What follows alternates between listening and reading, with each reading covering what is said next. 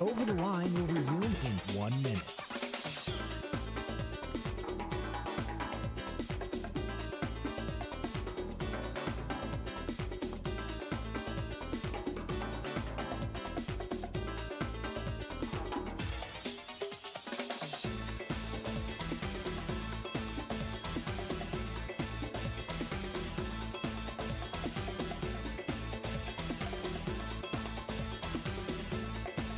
Over the Line will resume in 30 seconds.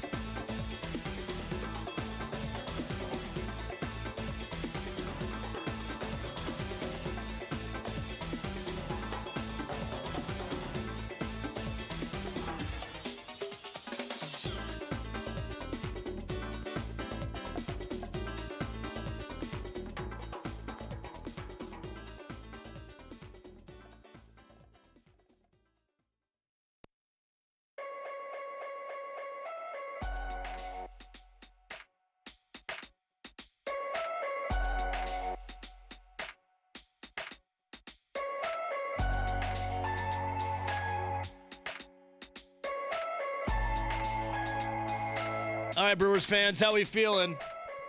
It's been the first time this season that the Crew lost a series, and it was to the lowly Red Sox. Sonny Gray silenced Milwaukee. Uh-oh. Brewers lose 5-0. It's fine. It's fine. Saw a lot of people freaking out over it. Fear not. The Brewers probably missing home a little bit. You know, in Kansas City. They had to go to Fenway, taking the Red Sox in Boston, obviously. And now back home, today off, back home tomorrow against the Nats. Then the Jays. Then it's back on the road again for Marlins, Tigers. Then back home. Let's all be easy. Brewers Twitter, well, baseball in general, is amazing when you see the freak out. I had to restart the stream, RJ, by the way. Gotcha. We're back on everything now. And we're back. Twitch, YouTube, Twitter, Wisco Sports Zone, the app, you name it. Brewers Twitter's great, though. Everyone's freaking out. That's doomsday. The scenario is Armageddon happening for the Brewers. If I go look, though, God, sneaky that the Reds are 8-4 as well. Braves 8-5. That's top of the NL East. Brewers, Reds, both 8-4. Dodgers 9-3. And then you go look at the AL. Let's see, Yankees 8-3, Guardians 8-5, and then Brewers up there, one of the best records in the majors. Yet you lose one series against the lowly Red Sox, all of a sudden it's you know, the first game against the Red Sox fan were chanting "sell the team," and the owner was in there. He heard it, and now Brewers fans are thinking like we're cratering out here. It's okay. We're done. It'll be okay. Season's over, man. It'll be the ebbs and flows of a long Major League Baseball It's done. season. Let's see here. A little blurb. Shane Drohan, who took the loss in his Major League debut for the Brewers, giving up 3 runs on 3 hits and 4 walks, most of it in the third when he walked both Andrew Monasterio and Caleb Durbin, 2 of the players he was traded for in February. How about that for... I mean, you go look at Brewers trades or just any trades in the majors, and you could like, it's like the craziest family tree of tracking.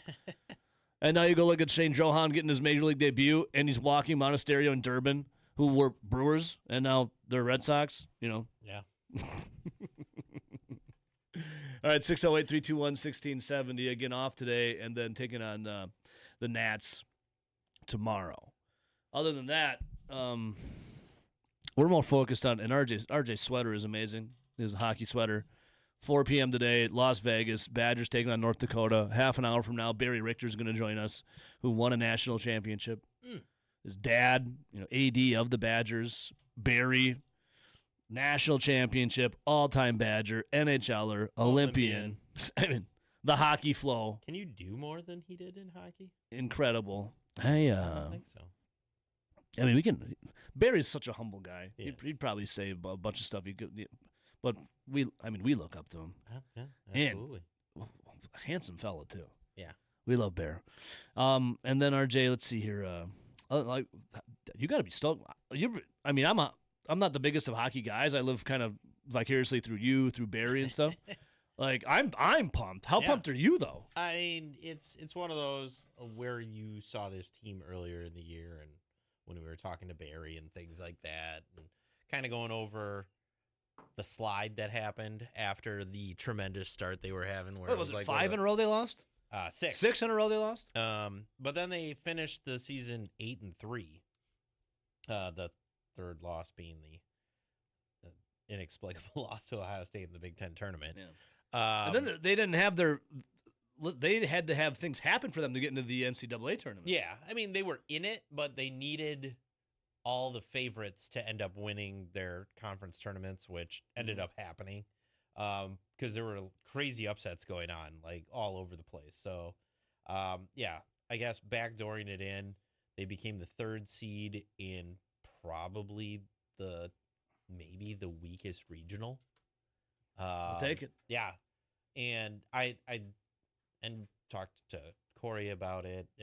Corey and Marshall? When he's called in, and it was a favorable draw for Wisconsin because Dartmouth, not wasn't the most, the trying to not. Just you can say it, RJ. They weren't the greatest team to be a 2 seed. There you go. And they basically got it by winning their conference tournament. So you can say a diss with all due respect, and then you say sure as hell can. It's in the Geneva Convention. you're saying with all due respect, but then say the negative. And then we've seen them beat Michigan State when fully healthy, and they've started getting healthy again. They were down, I think, their top 2 centers, down 2 of their top 4 defensemen, and had some injuries at goalie. So, I mean, there was a spell there where you were kind of looking for help. And, end of the season came and help arrived, and 2 weeks off. Got them some fresh legs, and hopefully they can do well against North Dakota here. You know what's crazy is around this time, I'm pretty sure around this time 3 years ago, Mike Hastings was just settling in. Yeah, he was Like tired, Wasn't he hired right around this time 3 years ago? I'm pretty sure he was. Yeah, like late March. Yeah.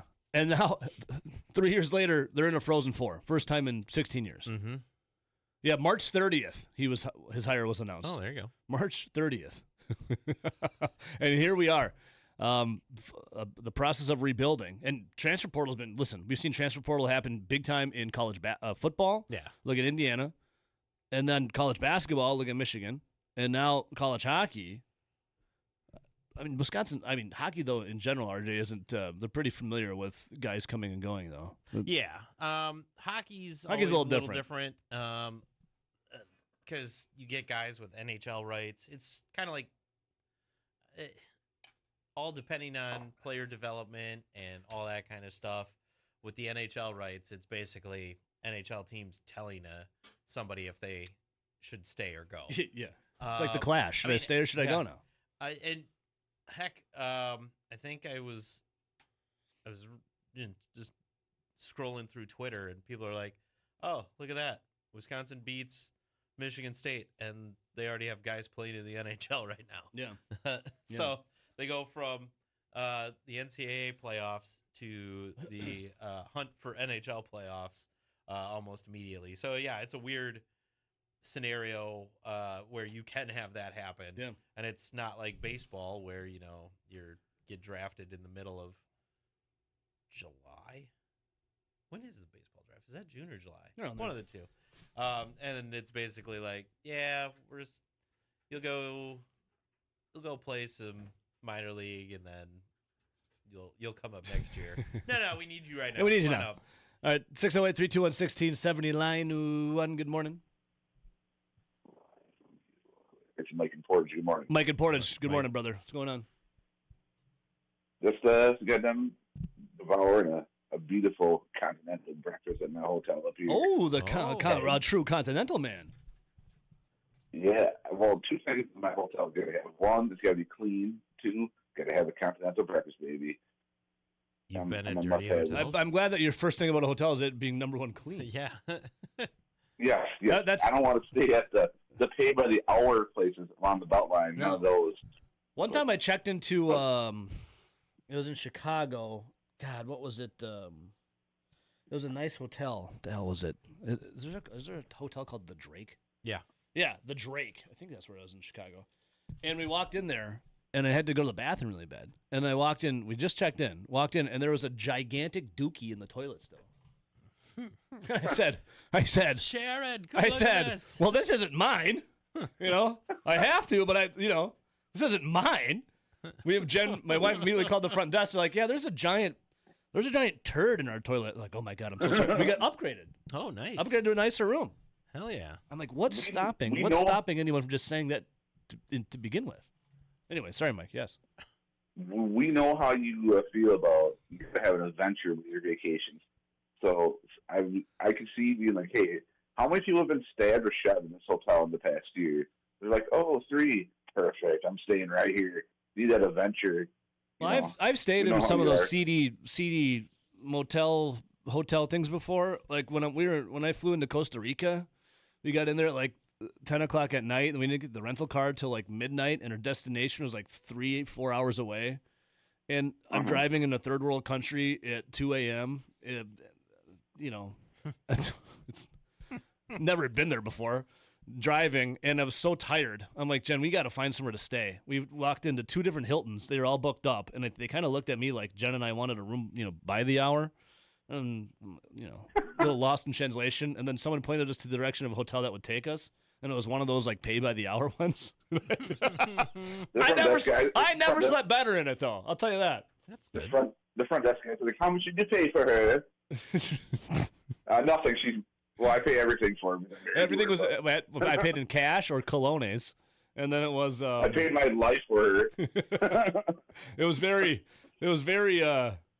I felt like there was cockroaches crawling everywhere. I slept great though. Slept great. Oh, though. well, that's good. Well, slept great. There's like a Anyways. professional ballet company staying here too. That's how their tour bus roll in. I'm like, what is this? Oh, the ballet. Yeah, they're Yeah. Is that the Overture? Or is that? Maybe. Yeah. They had a something show like last night here that. Oh. down the okay. road, and Nice.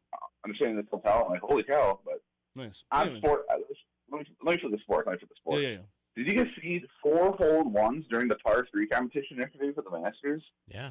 Yeah. I guess if you're a professional golfer, you just hit it, put it right in. No messing around on the par 3s. Nope. Who's was it? Rory's kid that hit a super long putt last year. You remember that? I doubt it. Was it 2 She's years like, ago? She's like 2 years old. Yeah. Or no, maybe it was. She like hit the little. Yeah, I think it and was it Rory's. kept rolling. Yeah. Childhood prodigy.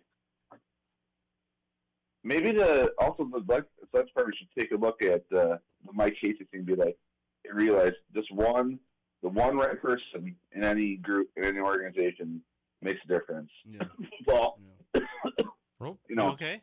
Casey, yeah. Oh yeah, this coughing. I had a little frog in my throat. I had a little fickle in there. But yeah, Houston maybe 2 years, 3 weeks, 3 years, 2 years, 2 years, 3 years. This 3 years.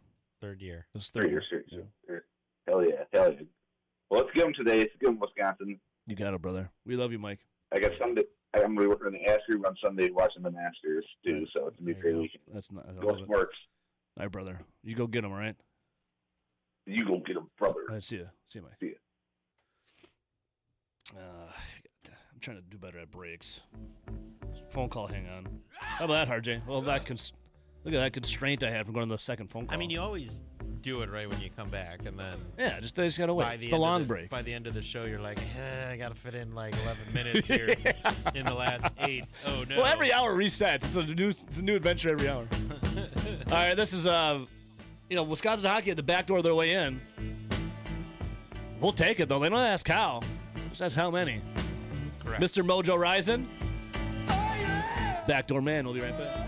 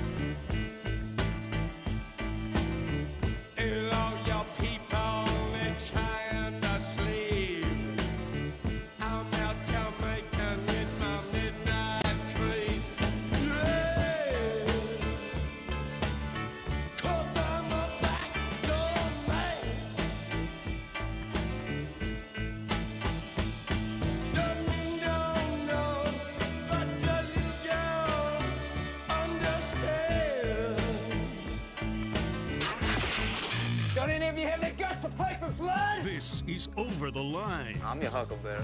on the Wisconsin Sports Zone Radio Network.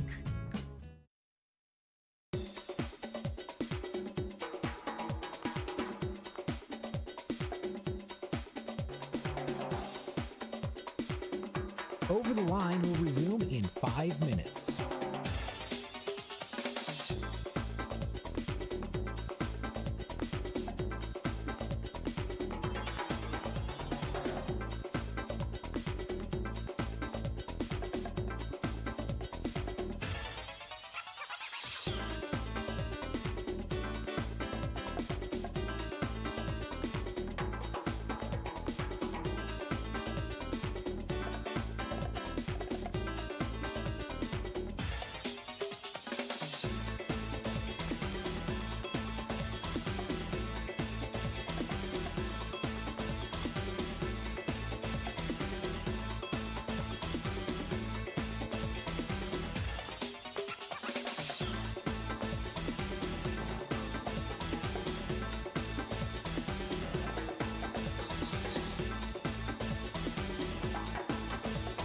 Over the Line will resume in 4 minutes.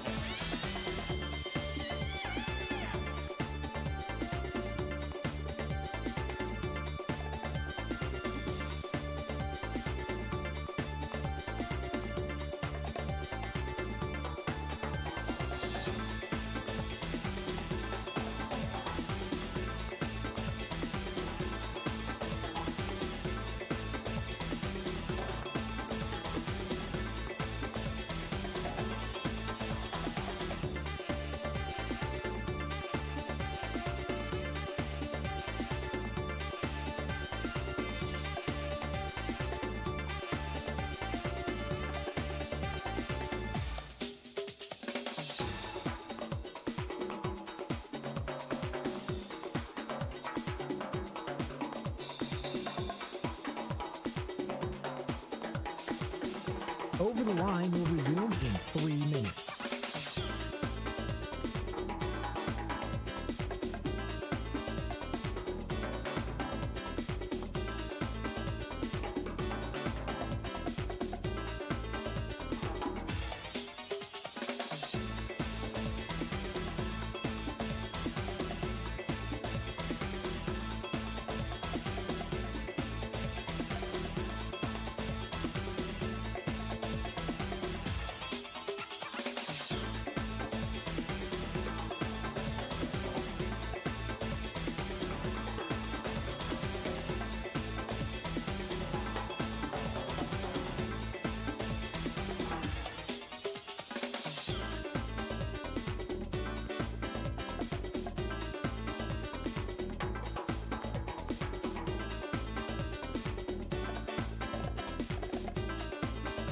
Over the Line will resume in 2 minutes.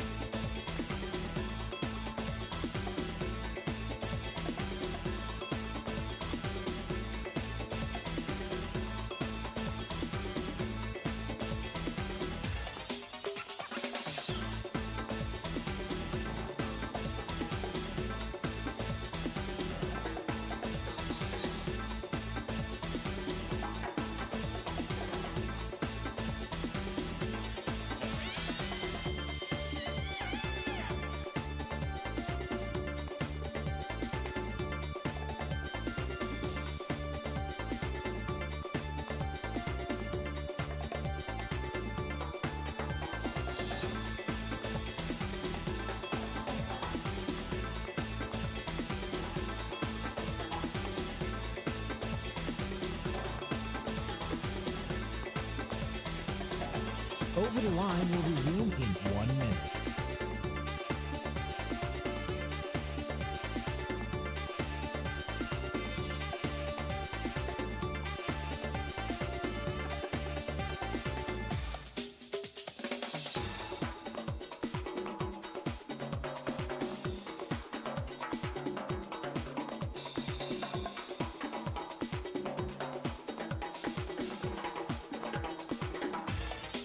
Over the Line will resume in 30 seconds.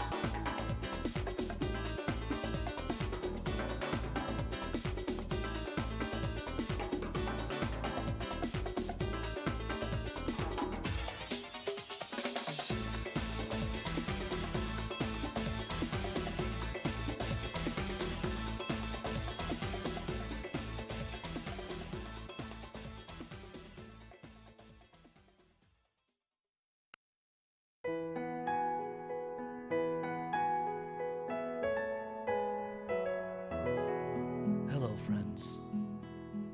And welcome back. And welcome in to Over the Line. Over the line. Shh. Quiet, please.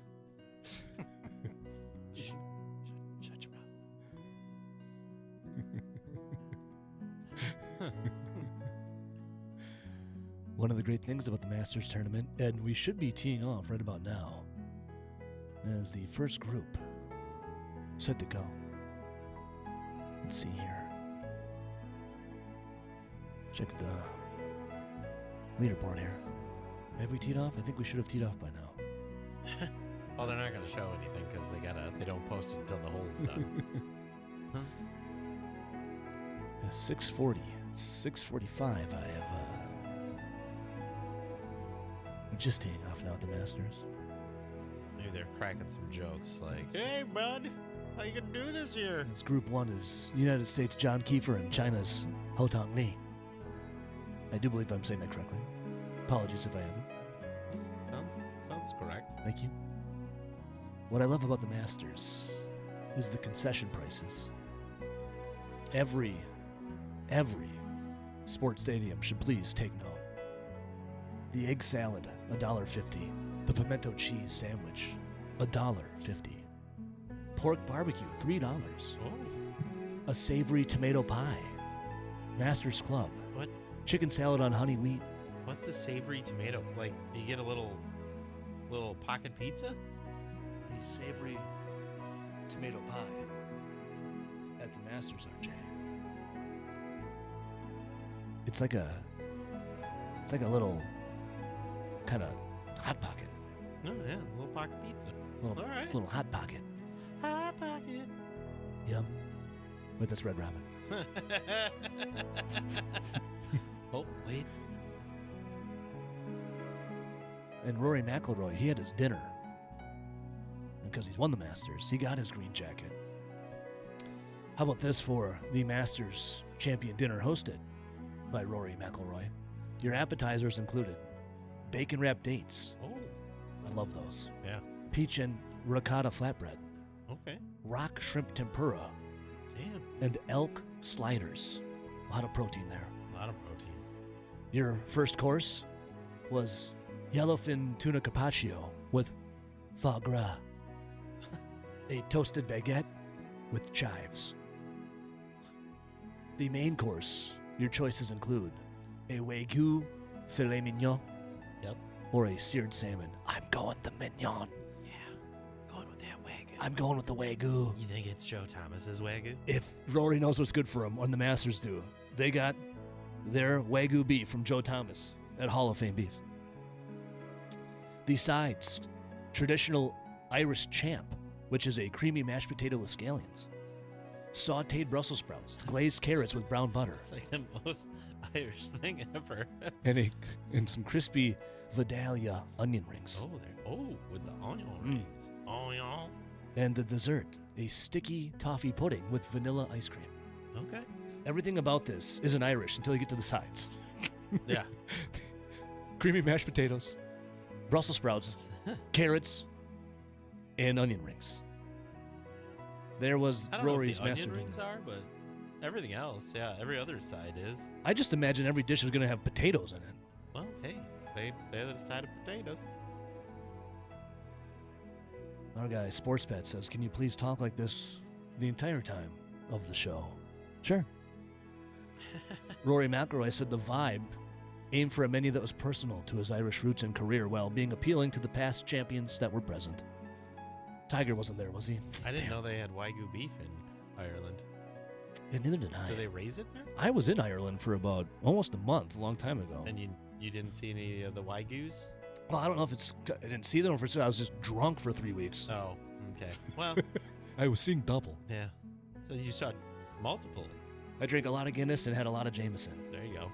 I thought I was jet lagged for 2 weeks. No, it's turned out I was Turns out it was alcohol just poisoning. alcohol abuse.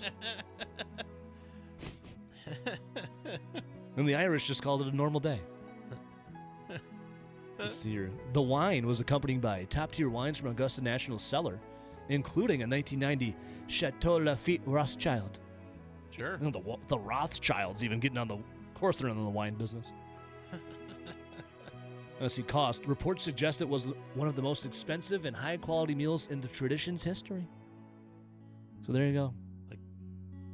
Well, yeah, look at inflation, dude. Look at everything. Yeah. I mean, gas is... I filled up this morning and gas was $3.89. It's been like that, though, for like a week. Yeah. I thought we opened that damn straight up. Is it open? I have no idea. I haven't paid attention. Yes, but a lot of people aren't willing to go on it. Oh. Because they don't want to pay whatever toll was supposed to be getting. I thought maybe they're on scared they're going to their- get blown up or something. Well, there's that too. No. That's the big one. But they're avoiding. They are now avoiding the straits. of Avoidation. Hormuz. Avoidation. 608-321-1670. I do have a break, but line 1, good morning. See, you're already doing it. Hey, good morning. No, Mickey. Oh, don't have. I don't want to limit our conversation, Mickey. That's why. Hey, Mickey, how's it going? Well, it's okay because Pipsqueak's starting in the background anyway. Oh, and we got Barry Richter coming up. Mickey, good morning. How are we? Good morning. Hey. I mean, hello, friends. Hello, Mickey. Hello. Hello, Mickey. Oh, hello. Hello. Good morning.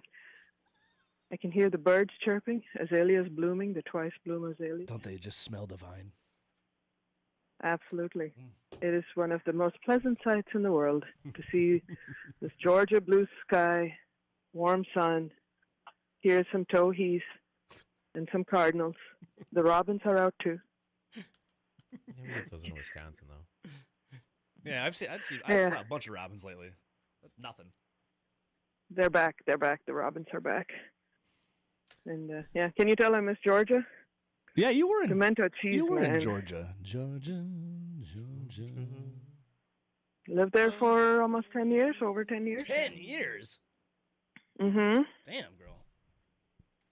Yeah, that's Atlanta is my hometown in America, kinda. Yeah.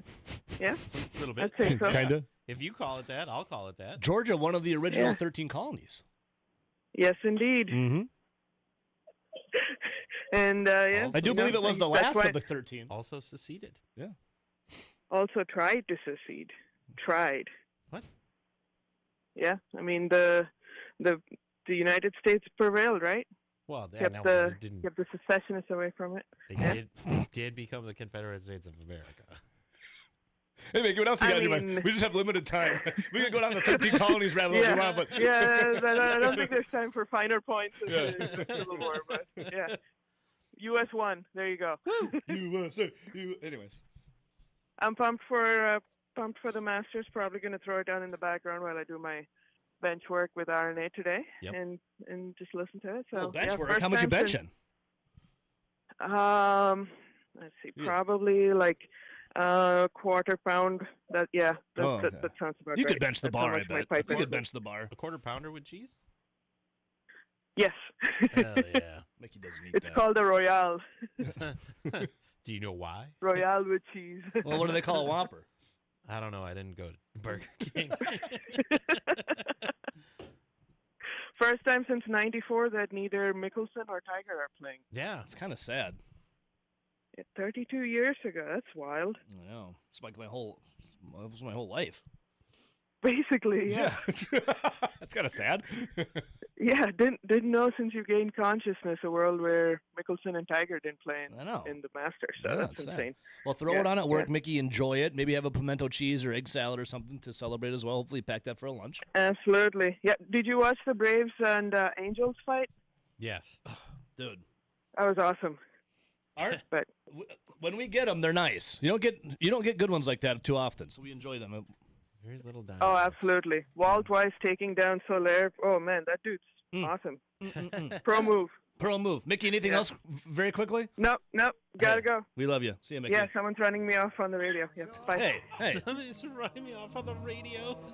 Georgia, Oh. Georgia, I'm a victim of time. Georgia. Barry Richter coming up at 7. Oh. Georgia, We'll come right back soon. Georgia, Georgia, Georgia. Why don't you talk in the microphone?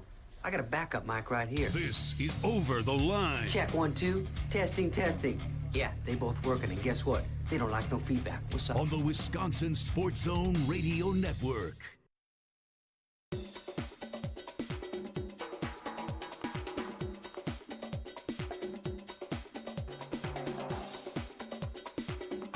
Over the Line will resume in 3 minutes.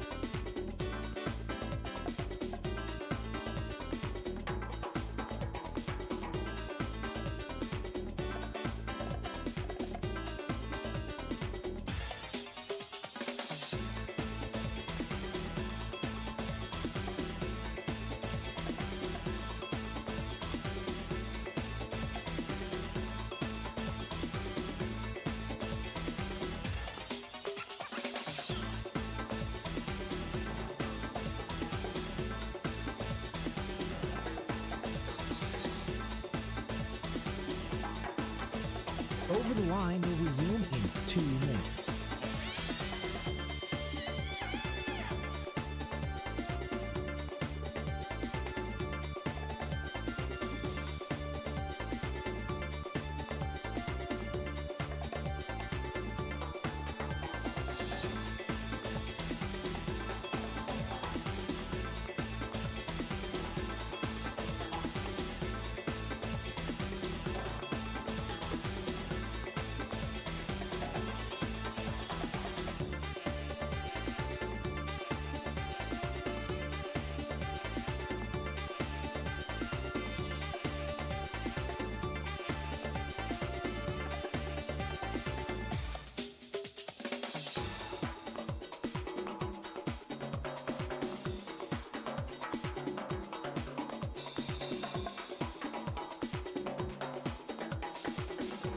Over the Line will resume in 1 minute.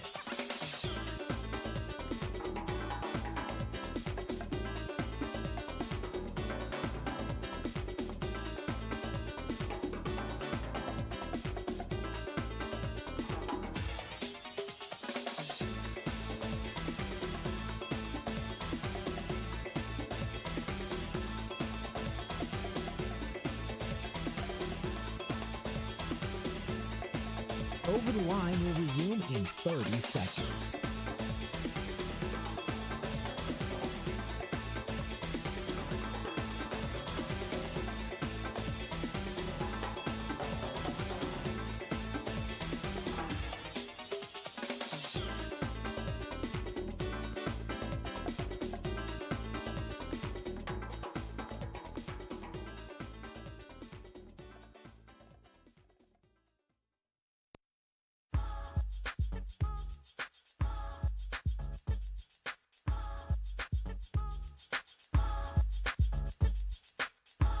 All right, welcome back in. A little quickie right here. Don't forget 8:20, talking to Rob Reichel, Forbes.com, Conley Media. Not much going on in the NFL right now. We can always find things with Rob. You get the draft. The draft, I mean, is almost here. Yeah, draft's coming up. Diana Rossini and Mike Vrabel have seen interlocking hands and dancing and doing things that I think only lovers would do. Yeah. Yet they say, we're just friends. There's the drama in the NFL right now. Yeah. My question is, how does Rob Reichel, actually it was RJ's question, how does Rob Reichel get his scoops? Remember when all the Packers beat writers, and all of them, some of them had a beer with Matt LaFleur? Yeah. And it took the internet over by storm? Like, what are you guys, going soft on LaFleur? You guys sleeping together? No wonder you give him softball questions. He's buying you guys bar tabs on LaFleur. No, we got some Packer stuff too, but more importantly, Wisconsin hockey, 4 o'clock today against North Dakota. Las Vegas, Frozen 4. When I think of Las Vegas, I think of ice, baby. Ice, baby. Not Vanilla Ice. I don't think he has any residencies out there. He might. All right, we'll talk a little Wisconsin hockey coming up. No, he doesn't, RJ. I think he's on like a... On probation? Probably. Talk some hockey next.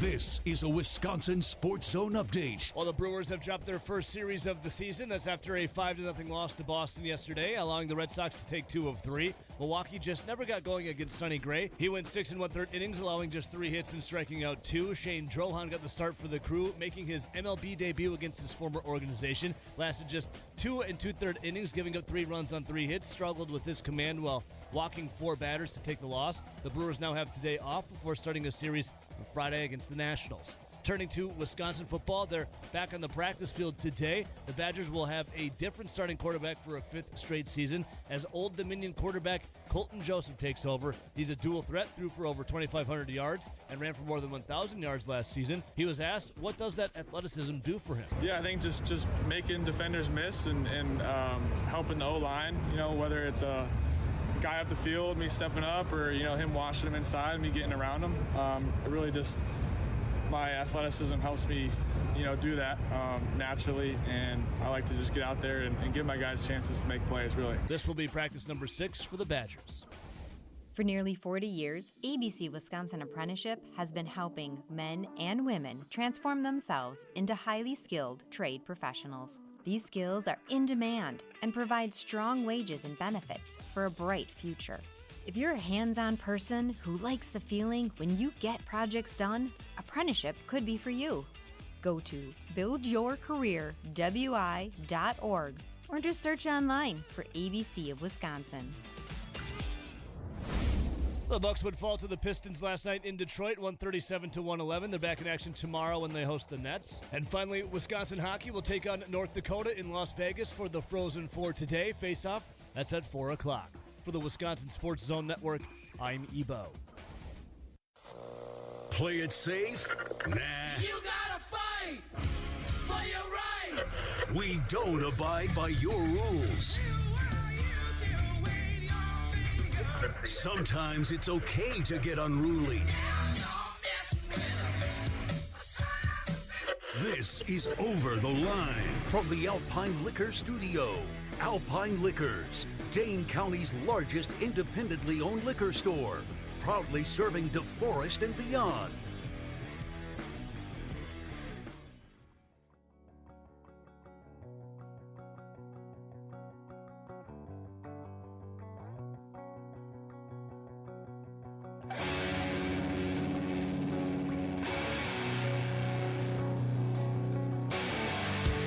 Oh, baby.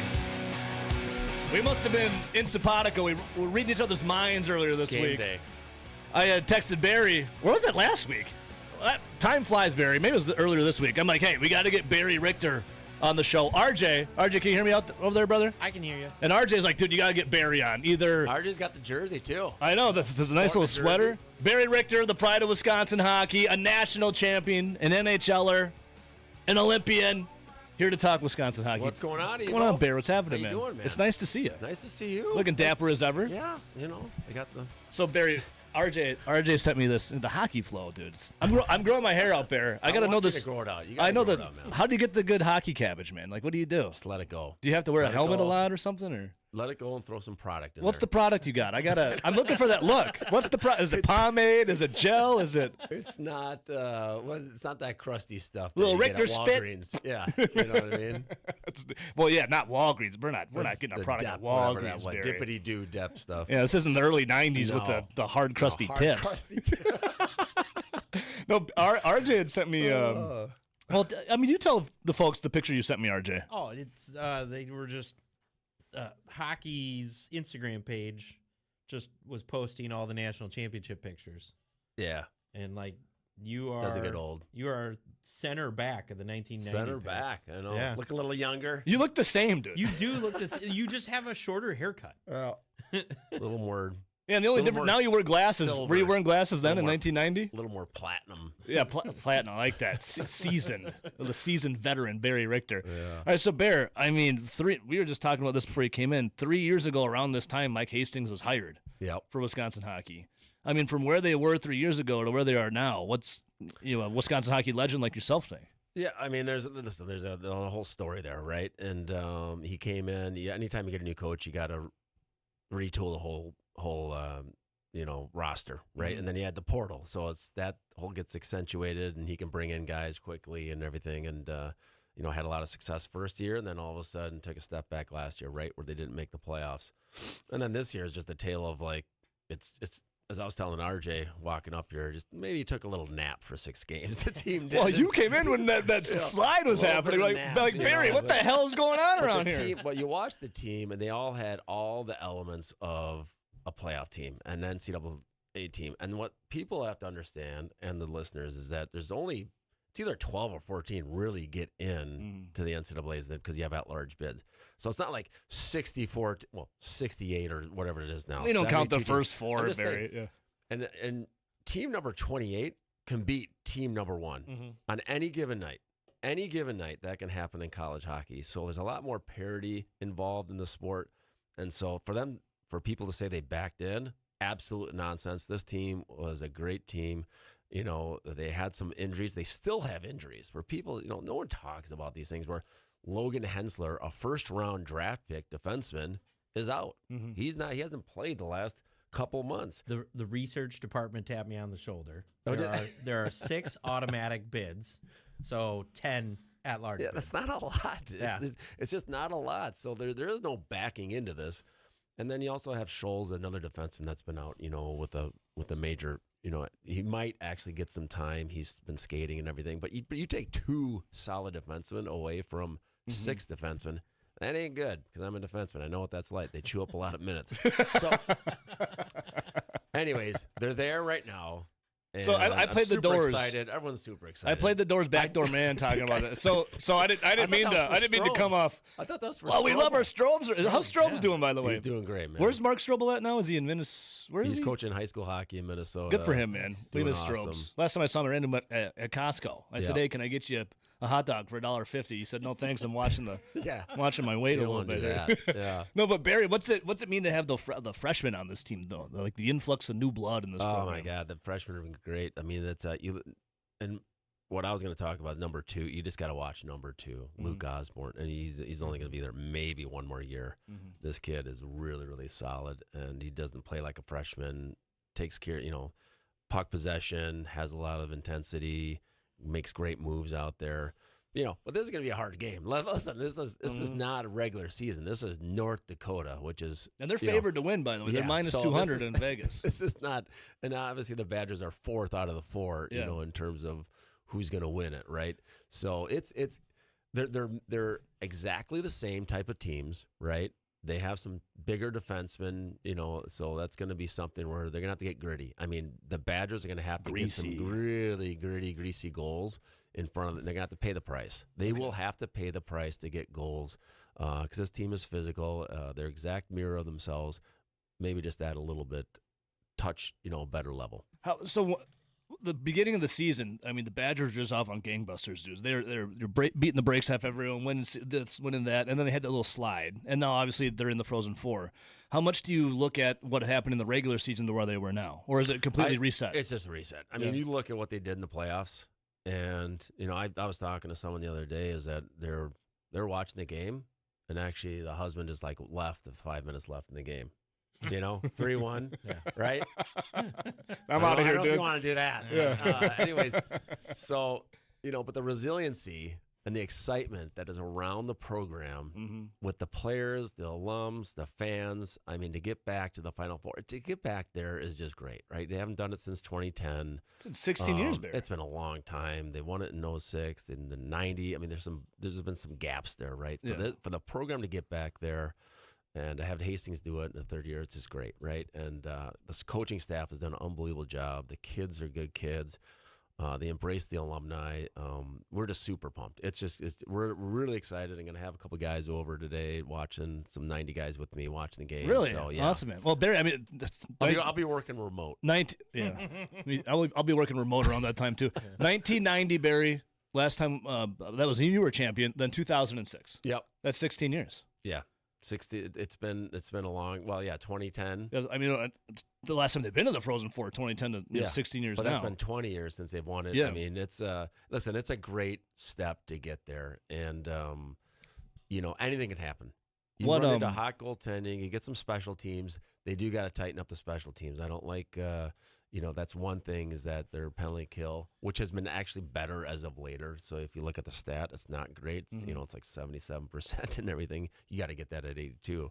But some of that's just been, you rely on your goaltender, and the goaltending was slid for a little bit too. So one game shot, man, 60 minutes. How's a goalie get hot? I know you're a defenseman, Barry, but how's a goalie get hot? The goalie gets hot. It's it's almost the same thing as is it something that comes like from the heavens? It's a zone thing. Yeah. It's just goalies. You see goalies in the NHL that have come from the East Coast League, which is like AA/single A, hockey. And all of a sudden they're you get in like a flow state. They just get into it because they're really good. They're good players, but they're feeling it. They either see it and think the game slows down. It's the same thing with like basketball or baseball. The game just slows down. You're like Neo from the Matrix, man. You become the one. That's what you do. Yeah. The hockey puck looks as big as the net. It's same with players and everything. Everything just slows down, and the confidence is there. So and you can tell when the confidence is not there too. So, well, now they seem like they're pretty confident, man. Dude, they're riding on the high. I mean, they beat Michigan State, a rival, to get here. Come back, overtime. I mean, by the way, that game, Michigan, they came out and they punched Michigan State. I mean, they were great the first 10 minutes. Referees, maybe some suspect calls a little bit there that I was like, oh my God, you got to be really, everything's against. So we are all excited as fans and everything and ready to cheer them on today. What I love about Barry Richter in here is he always comes so prepared, man. You should be a radio host, Barry. He's got a sheet in front of him with his bullet points. I don't want to Barry will take. He'll like, how about we do this? Let's do that. Well, I don't want to brush over. What else you got on your sheet there, Barry? Well, as I know the coaches, and I always like to talk to them, right? Hey, what's going on? Get the feel of the team and everything, and they do. They have a great feel of brotherhood and everything. And the one thing I was like, listen, this is in Vegas. I mean, this is not Detroit. This is not out east, in Boston or something like that. Like, this is Vegas. And so, some of the questions I asked the coaches is just about, are you worried about it? Going out, going to Sin City, so to speak, right? And there's no worry whatsoever. They know they have a task at hand. They're locked in. They know that they come this hard. The athletes nowadays, they're just so much more, everything's there at their fingertips, dedicated, sleep, nutrition. Well, they don't drink anymore either, man. I was 94 JJO had a band in the other day, and I heard Danger walk out of the studio. He's like, "Can we get a band that effing drinks anymore around here? Like, none of the kids even drink anymore." Everything's about business, right? Yeah. I mean, it's on to the next thing. It's about making money, and it's a true profession, especially when these players. And the one thing about college hockey is actually pretty cool is that the flow of money is not what we see in basketball and what you guys are talking about basketball, and you talk about these other things where people are just leaving left and right for money.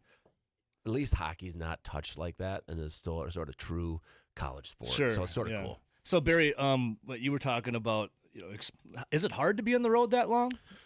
And keep winning games. What's really hard, and the one thing that the Badgers actually they didn't want to be in this position, but there's such a huge gap of when they beat Michigan State and then when they're playing today. Yeah. Hockey's not a game you can have 2 weeks off like that, right? Unfortunately, they did have practice, right? They got spanked by Ohio State at home. They had to wait and wait to see if they got in, and they didn't play for 2 weeks. So they've been in this kind of rhythm state. When I talk to the coaches, where it's like, hey, we've been there before, where we do a reset. What they do is that they play small area games. They do competitive games too, because if you're gone, if you're not playing for 2 weeks, that's brutal. Yeah. You know what I mean? Because all of a sudden, then someone you lose your flow state. You flew it, and it's physical. Usually practices aren't physical like a game. You just can't keep up that physicality. But they got to play competitive games. They got to practice and make sure that doing certain things that mimic the small area games that they have in the actual real playoffs. Yeah. What else you got in your sheet there, Barry, before I start asking you some personal questions? Just like, they flew out a couple days ago. Yep. They had practice last night. No shows, no residencies, no residencies. No. Stay away. They didn't go to the Sphere, check it out. Sphere. I don't even know who's playing at the Sphere. I don't know either. I think No Doubts might be there sooner than later. I think No Doubts. Metallica might be coming, I think. I went and saw the Eagles there several months ago. Oh, how was that? That was okay. It was okay? There might have been a little lip sync in there, but I saw the Eagles at United Center, Barry. There might have been a little. There's backtracks. That's okay. There's backing tracks. Entertainment. That's okay. Right? That's it's okay. Entertainment. Yeah. Barry, though, I have to ask you, man. What's it feel like leading up to in a Frozen Four? I guess for you, a national championship too. But what's it feel like when you're in that kind of when you're in that high stakes. Not you are pun intended with Vegas. What's it feel like? It's tough. I mean, it's a tough thing to get. You have to take care of your family. Your families are flying out there. You have friends and family. So you got ticket situations going on. So hopefully, nowadays they got this. They got thing. liaisons. They got this, yeah. But, hopefully the managers of Badger Hockey are helping out with. Did you guys have that? No, we didn't. Really Did you have to do it yourself? One of my buddies slept on my floor in Detroit when we won the national championship the night before. Really? Because, yeah, he's like, yeah, come on out. You can sleep on my floor. Yeah, that's awesome. Money. So. I think all that stuff's taken care of a little bit better, where they can focus and be a little bit more dialed in. But the excitement, the absolute excitement, they're feeling, they're ready to go. And it's just a matter of like who can not make those mistakes. I mean, it's just it comes down to it, and it's a 1-game shot. So, yeah, how on edge are you, or is it hard not to get the nerves? Oh, I'm on edge right now. Yeah. Oh yeah, no, I mean I can't wait. I can't wait till the. When you were doing it in 1990, how on edge were you, or was it just like, what was going through your mind? I mean, we had a tough semifinal game which we won 2-1 against Boston College. Boston College, and that BC. was sort of like the big game. That was the big game to get, because Colgate upset BU. Were you guys in Detroit for that? Yeah, we were in Detroit at Joe Louis, and so. We knew that was the big one, and once we had that, we felt super confident about the championship game because we were playing against Colgate. You and whooped their we had ass, 7 right? seniors. We had. Did you guys win 7-3 on them? Yeah. 7-3. Buddy Johnny Bice, Madison Boy had a hat trick. Nice. Just awesome. So it was a little bit more comfortable in the semifinal game, but. You never know what happens. I mean, it really comes down to who's going to make the less mistakes. I mean, both teams are good. Yeah. I mean, these teams are good. Who makes the least amount of mistakes? Yeah, least amount of mistakes and goaltending and the special teams. Those are 3 things that you can just raise your hat on, and then who can capitalize on all those. You're a big believer in Hastings, yeah? Absolutely. Yeah. Good guy, great guy, grabs a lot out of the players. Is fair, tough, but fair. So from where the program was kind of left to where it is now, I mean, was that kind of like a remarkable thing to do, or was it just needed a couple? He brought some players over. Yeah. I mean, the good thing is that the couple players followed from Mankato State. I mean, you got to get on it right away in terms of recruiting. The portal definitely helps, where you don't kids don't have to sit out anymore. It's not really the money situation. Maybe a little bit plays into it, which is somewhat annoying, but. It's about that one. If you transferred, you had to sit out. Mm-hmm. Now they can't. Now they don't have to sit out. So. The big thing is that, bringing in players that play his type of style of game and, and getting the most out of them. So, and he's done that. And he's got some really talented players on there, and it's just a lot of fun to watch. RJ, you got any questions for Bear? Before I rifle a couple at him quick? Not really. I'm just liking listening. Yeah. All right, so, Barry, let me ask you, man, you personally. RJ's a fan. I know he's a big fan. So, he's he's got the sweater. The hockey sweater is amazing. He's always had tickets and everything. I'm right? over here. I didn't realize the first 2 rounds used to be a best of 3. Yeah. So that was my freshman year was played at the Coliseum. Yeah. Cool. He played against the University of Maine. They had beer there too then, right? Beer. Yeah. Beer garden, 2 out of 3 series. And, so it was just totally different. And now it's a 1-game shot. And it's just anything can happen in hockey. Hockey should be played 4 out of 7 series. And the best team will win the 4 out of 7 so series. If Barry Richter was in charge right now, we'd have a series. Yeah, and I get it. You can't do that. You can't do that. You don't have enough time. What's to it do feel that, like though for you personally, Barry, when you did it, when you punched your ticket to the national championship? Oh man! Or was it just still unfinished business feeling because you hadn't won it all? Yeah. Or what did it feel like? Well, what does it feel like to win it? Well, first to get there, and then I'm going to ask you. Then the follow-up is to win it. I mean, when you get there, you're excited, right? It's just, but when you're in the moment and you're young, and I was a freshman on the team, is that you're just like, that's why I came to Wisconsin. Mm-hmm. I came to Wisconsin. Obviously, my dad was here, and there's legacy and everything, but they were the top 3 or 4 programs in the nation. And so. Were you thinking of going anywhere else, Bear? No. Okay. Absolutely not. He's like, I'm a Wisconsin man, baby. I visited Michigan through and State, through. but that's about it. But we came here because the program, but I wouldn't have come here if this program was, there's a reason I came here. And the program had great coaching, had a great, obviously, history of the 70s and 80s and all the people that have flowed through here, the great players that have flowed through Wisconsin. And hats off to Mark Johnson, by the way. Yeah. I mean, incredible. I know we haven't talked since then, and that is we haven't talked Olympic hockey. That's either, Olympic hockey. I mean, but Mark Johnson, hats off to him. He's one of the best guys out there. Super humble, 9th championship, and my little league coach back in the day. What's that? Your minor league? Yeah, for one season, he was my little league coach. We finished second that year. It was tough. RJ, second, unbelievable. That still keeps Mark Johnson up at I'm night. sure it does. That's second place for the Little League. You know, I was saying, It's like the scene in Mighty Ducks. Wish they'd just take that one down. you know, Mark Johnson. I was saying we need a statue of Mark Johnson every cardinal direction around each stadium because everybody look is a winner. Yeah. And then we need a big picture of your dad, the face that built the place. Like we need like a big face of Pat Richter out there. He's there. He's there outside Camp Randall. So Bear, when you had when you got to the national championship game, obviously then you guys win and beat Colgate 7-3. What's I've never won a national championship, Bear, believe it or not. But what's the feeling like? It's what it is that you have bonded, and you know, just to get there, you've bonded as a team. You know, because we won the league and we won the league playoffs and everything. But to win it really strengthens that bond. And to this day, the 90 guys are all texting each other, happy birthday, blah blah, sending out wishes and everything. We got 25 guys on this text. Nonstop talking all the time. What's the group called? Is it just called National Champs? Badgers or something like that. Yeah. Champs. And so you're bonded, right? And you know, a lot of people don't know. Like 2 years later, though, we weren't supposed to be there, and we made it to the national championship, and we didn't win. And we lost to Lake State. I mean, and today, actually, that hurts. Does that keep you up at night, Bear? That really stings because we were up 2-0 in that game. You guys should challenge them again now. Those are things. Those are, you know, it's not always just, you know, fanfare and winning championships and everything. There's going to be defeat, right? Oh, of course. And so, you know, only one team can win. And I've been on both sides, fortunately, to experience everything. And, you know, nothing but wishing them the best and hopefully they can pull it out. It's going to be tough. But it's going to be, but you also have to enjoy it. You know, sometimes it's just like, you know, the players, you know, they're just focused on, so enjoy the whole, enjoy the couple days out there. Look around. Don't enjoy Vegas too much, though. Don't enjoy Vegas. Enjoy that after. But enjoy, I'm saying during the, in the beginning of the game, the national anthem, look around, right? Look around and take it in. It's a special moment in time. And like I said, everyone's really proud. You know, of the program. Yeah. So Barry, do you have any last thing for you? Do you have any good North Dakota stories? Yeah, I do actually. North Dakota. You got a favorite one? And I wish obviously WCHA was back. It was great rivalries, North Dakota. One of the times when we went out there to play, you know, during warm-ups, the student section's there. It's like standing room only, and sometimes the pucks go out, you know, out of the rink, and you know what I mean? Because it's just the way it is. Hits a post, goes out, and everything. The student section would grab a puck and they would throw it.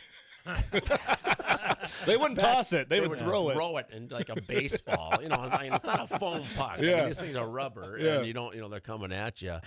So you play the game and everything, and all of a sudden, you know, we scored a goal, and a dead badger gets thrown on the ice from the stands. I'm sorry, a what? A dead badger. An actual dead badger. So how the hell does one get their hands on that? Well, and how do you get it in there?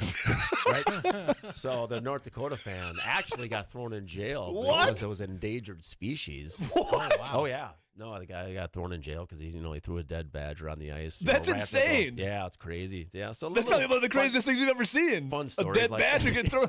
What? Did you guys win that game? Yeah. Yeah, there we go. Yeah. Fun story, man. Just never. So that's back in the day when things were a little bit. Badger thrown on the ice. Oh, yeah. One of my favorite was at least it happened well in college. So you know, it's like freshman year when North Dakota came in #1 in the country. And I don't think Wisconsin was ranked at the time. Yeah. And we swept them. And, like, one of the games, we beat them 5-3. And it was just one of those, like, I brought some of the guys who lived next to me who weren't really big hockey guys. And they were like, you bought tickets in the last row? I'm like, trust me, it's going to be great. Yeah. And, like, they became hockey fans next season. They got student tickets. And it was during the season, that rivalry is it's just heated. And anyone that, you know, go YouTube North Dakota Badgers, you know, whatever, Fighting Sioux Badgers, water bottle fight. Yeah, it all started with the squirt. Go check that out because they were fighting on concrete into the beer garden. Yeah. Dude, we just don't get rivalries like that anymore, do we, Barry? So it was a lot of fun. It's a lot of fun. So we're all excited, and you know, whatever happens. It's like I said, it's going to come down to a couple little mistakes here and there, and who can capitalize on them. Barry, thanks so much for joining us, man. All right, buddy. Always a pleasure, dude. Nice seeing you, boys. Yeah, You guys life's looking good otherwise? Everything's great, man. Yeah. Yeah. I'm fan. I ran into And Barry. you're positive. I love listening to you, Ebo. You're always positive. Barry, I love having you on, man. You I try know? to be positive and funny. You're positive. You're Yeah. not negative at all. Some people are like, "Do you ever talk sports on your show?" I'm like, "Yeah, we got Barry Richter. We got Barry Richter coming on. What do you mean?" Next, what are you talking about? Yeah. I'm like, I'm here for 4 hours. I can't talk 100% sports. Yeah. You like the Eagles though? Yeah, Eagles are. What's the last concert you been at?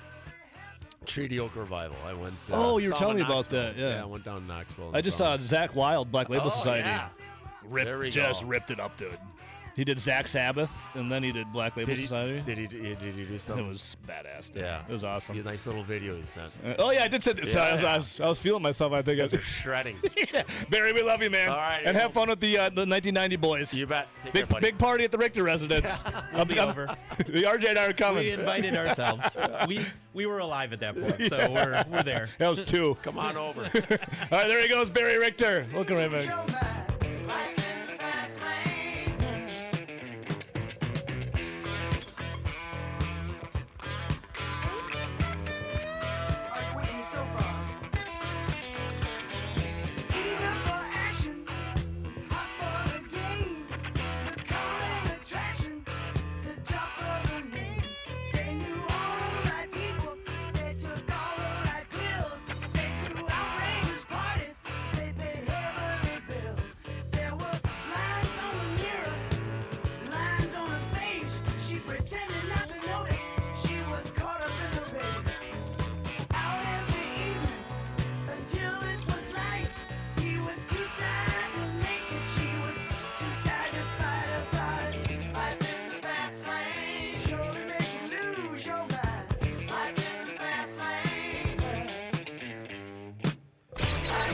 Got to kick him off the tour.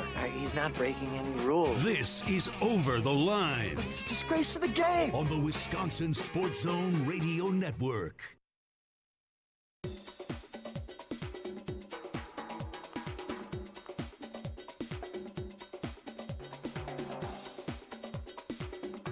Over the Line will resume in 3 minutes.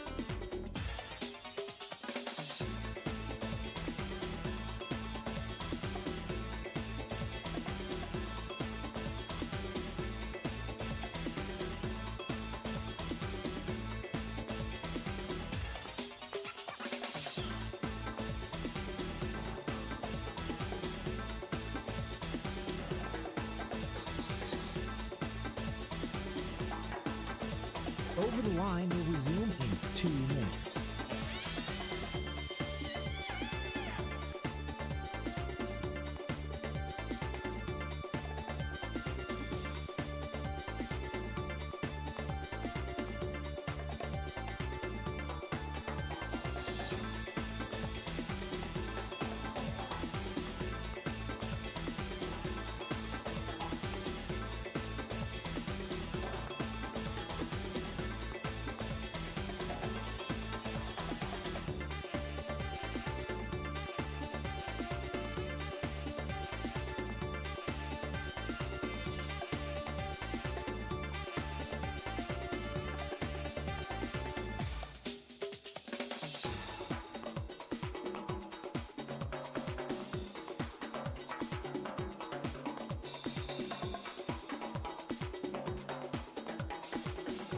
Over the Line will resume in 1 minute.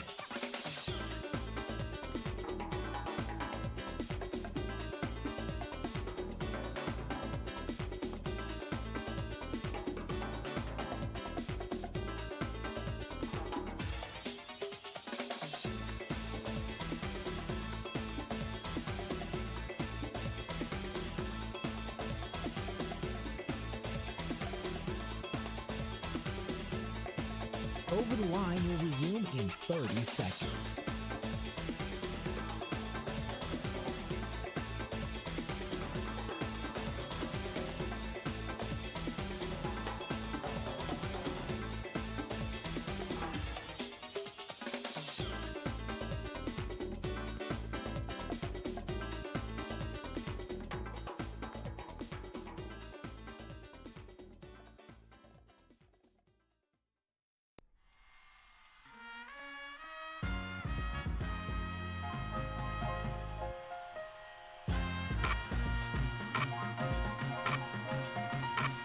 That Barry Richter, man.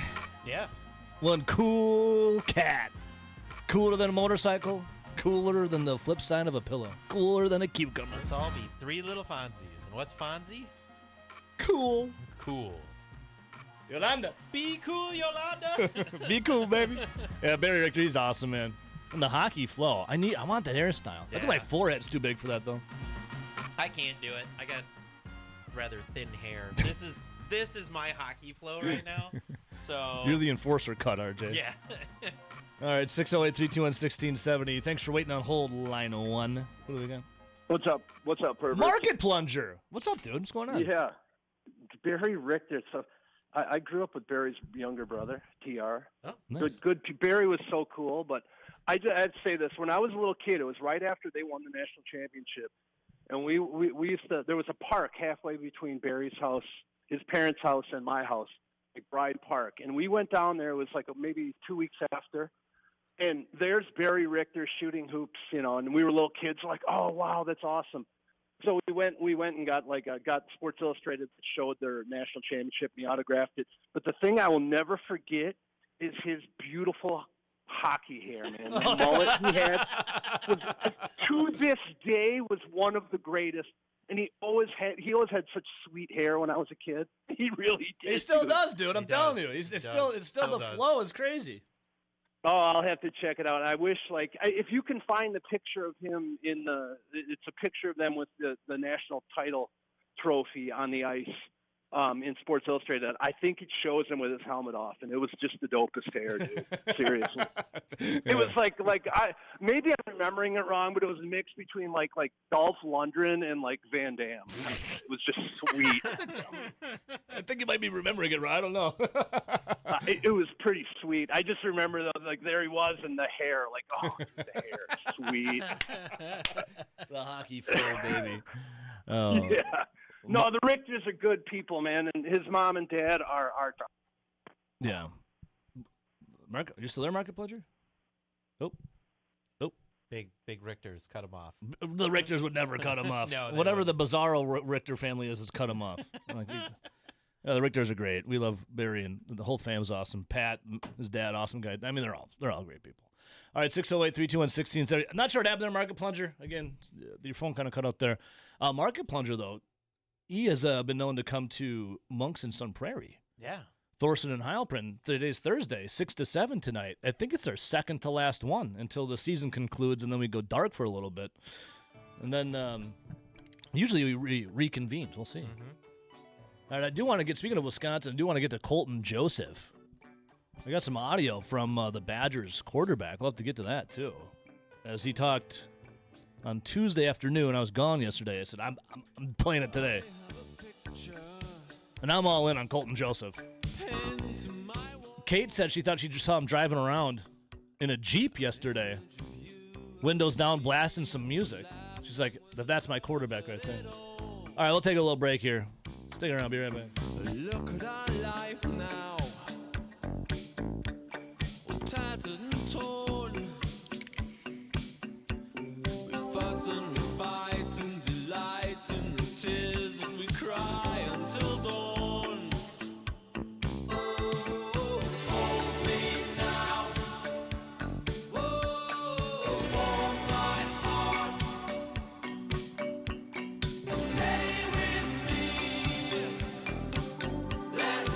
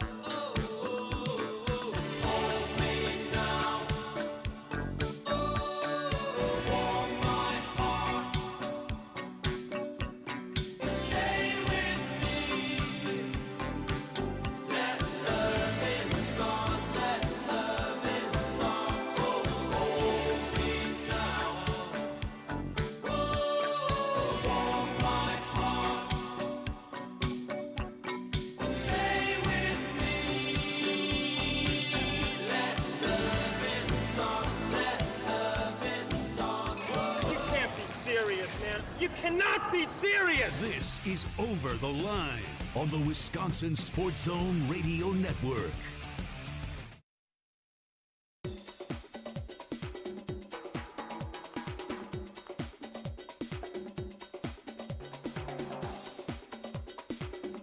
Over the Line will resume in 5 minutes.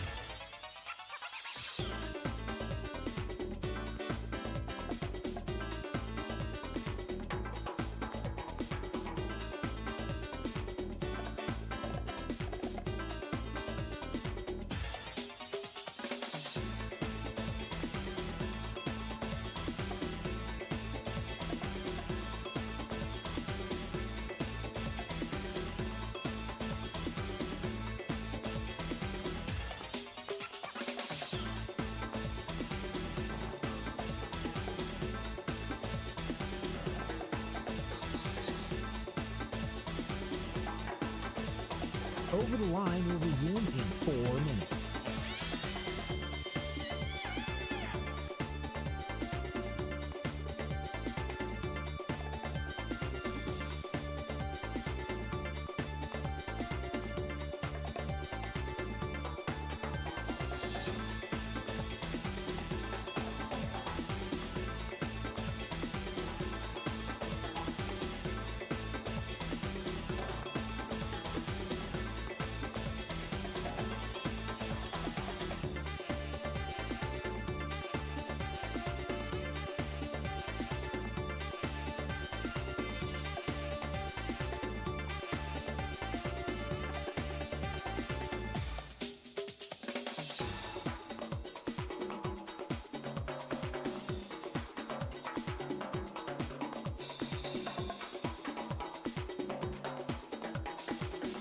Over the Line will resume in 3 minutes.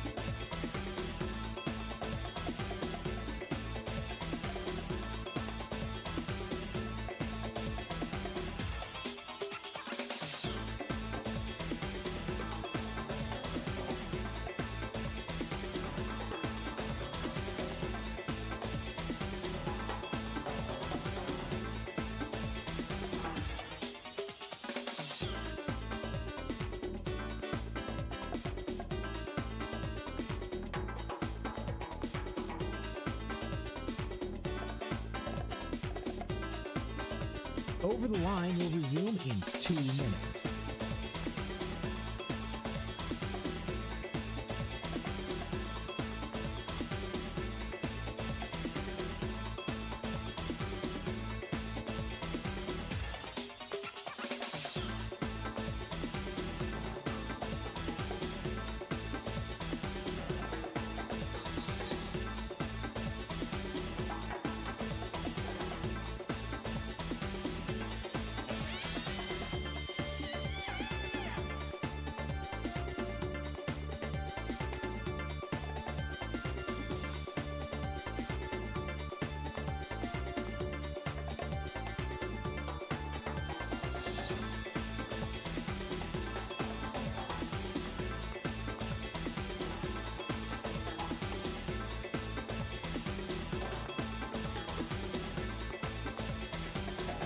Over the Line will resume in 1 minute.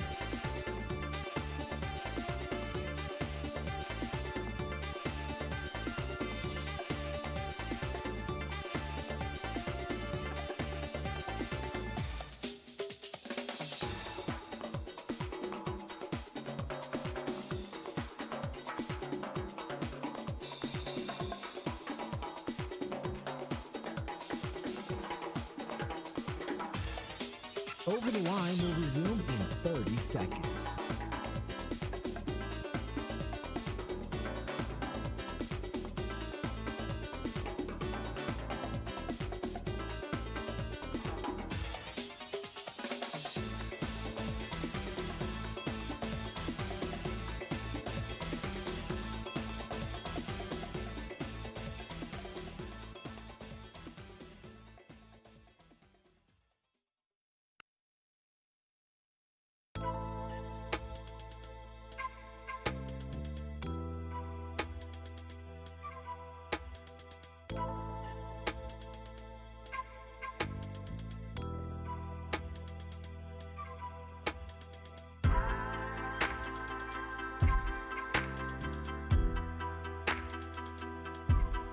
Yeah.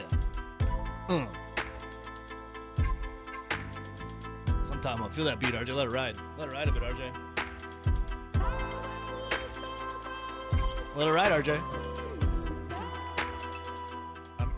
You know why? I'm letting it ride with Colton Joseph, Wisconsin Badgers. Hell yeah. The fifth year now, we'll have a new starting quarterback. Look at that. Yeah, well. Consistency. That's the name of the game. When we have a different quarterback every year, you can't really get that, especially when they get injured. Correct. Haven't had a healthy guy. When's the last time you've seen this many different quarterbacks play for the Badgers? Remember It's been a while. Remember leading up to all this, before NIL and transfer portal, it was, man, if we only had a quarterback, we'd get over that hump. You know, because Badgers were straddling that tier 1, tier 2 line. Yeah. And they were almost all into tier 1. Yep. Almost all in. I mean, the bull streak, the wins, all of that, you'd put them up there with the likes of blue blood programs. Yeah. It's just they didn't have the college football playoffs. They were the best to never win a championship. Yeah, they're always the bridesmaid, never the bride. Yeah. They weren't even They weren't even the maid of honor. Like, they were getting close to that. Yeah. If you were to look at a large wedding party, there's the bride, the maid of honor, and then all the bridesmaids. The Badgers were always like the fifth bridesmaid. They were like the usherette. Yeah. They were a step above the usher and working their way into the main inner circles of the party. Man, if we only had a quarterback. Can you imagine? And then, for the past couple of years now, you've had more quarterbacks than you've ever known what to do with. Yeah. Well, they all got progressively worse each time they got plugged in. Yeah. Look at Braden Locke. It gives me nightmares still. I still scream. I have night terrors over it. He still tells people he started at Wisconsin. I wake up in the middle of the night screaming. My wife's like, what's wrong? I'm like, ah, ah, ah! She goes, what's wrong? I'm like, I just dreamt of Braden Locke. I thought Braden Locke was back. She goes, no, honey, it's not a dream. It's called a nightmare. Yeah. I said, oh, yeah. It's over, though, right, babe? She goes, he can't hurt you anymore. The boogity man is gone. I say boogity man. That's fine. That's Seinfeld reference. Oh. Elaine. She says boogity man. Oh. The boogeyman's gone. He can't hurt you. I'm just like, can you check under the bed quick? She looks. She's Braden Locke's not there. He's there. And I'm like, please look in the closet quick. Is Braden Locke in the closet? She goes, I don't see anything. Trapped in a closet. She goes, I'm pretty sure he's in Texas. What the hell is this school called? Was he at Tarleton? Tarleton. She said, baby, he's at. Don't worry. The night terrors. He's in Tarleton. He can't hurt you. Is Phil Longo around? She goes, no, it's Jeff Grimes now. Who? Oh, Grimy. Old Grimy. All right. He can't hurt us anymore. I'm all in on Colton Joseph. I'm all in. Yeah. Colton Joseph, you're the Sun Belt Player of the Year. He can run. He can throw. He can sing and dance, too. Ooh, like Joel Stave. Joel Stave can sing, play bongos, piano. He can do it all. Joel Stave won football games, baby. All-time winningest. Yeah, that's all you need in this day and age. And that, Win games. I guarantee you, Joel Stave, until the nukes drop and it's just cockroaches left, there still will be Joel Stave, all-time winningest Wisconsin quarterback. That record will never be broken. Why? Because players just transfer whenever they want now. Colton Joseph, though, on why he chose Wisconsin after his official visit. One, I love the city. I saw everything here. I love the city, love the stadium. But then it really came down to the coaches. You know, love Coach Grimes, Coach Fickle, Coach G has been an awesome guy. They're all really real guys, real coaches, and I love everything about them. And I think that's what really drove my decision, because I feel like the more comfortable I am with them, the better I can learn and teach or get taught and develop. And that was a really big factor. He wants to learn. Let the boy learn. Let the boy watch. Saying all the right things right there. Yeah. Colton Joseph. Let's see here. He says wins also came as his confidence grew. I think it's just confidence. Like, I think in the beginning of my career, we didn't start so hot. But as I grew confident and got some experience and kept playing, I really grew into what I had to do every day in my routine to kind of set myself up for success.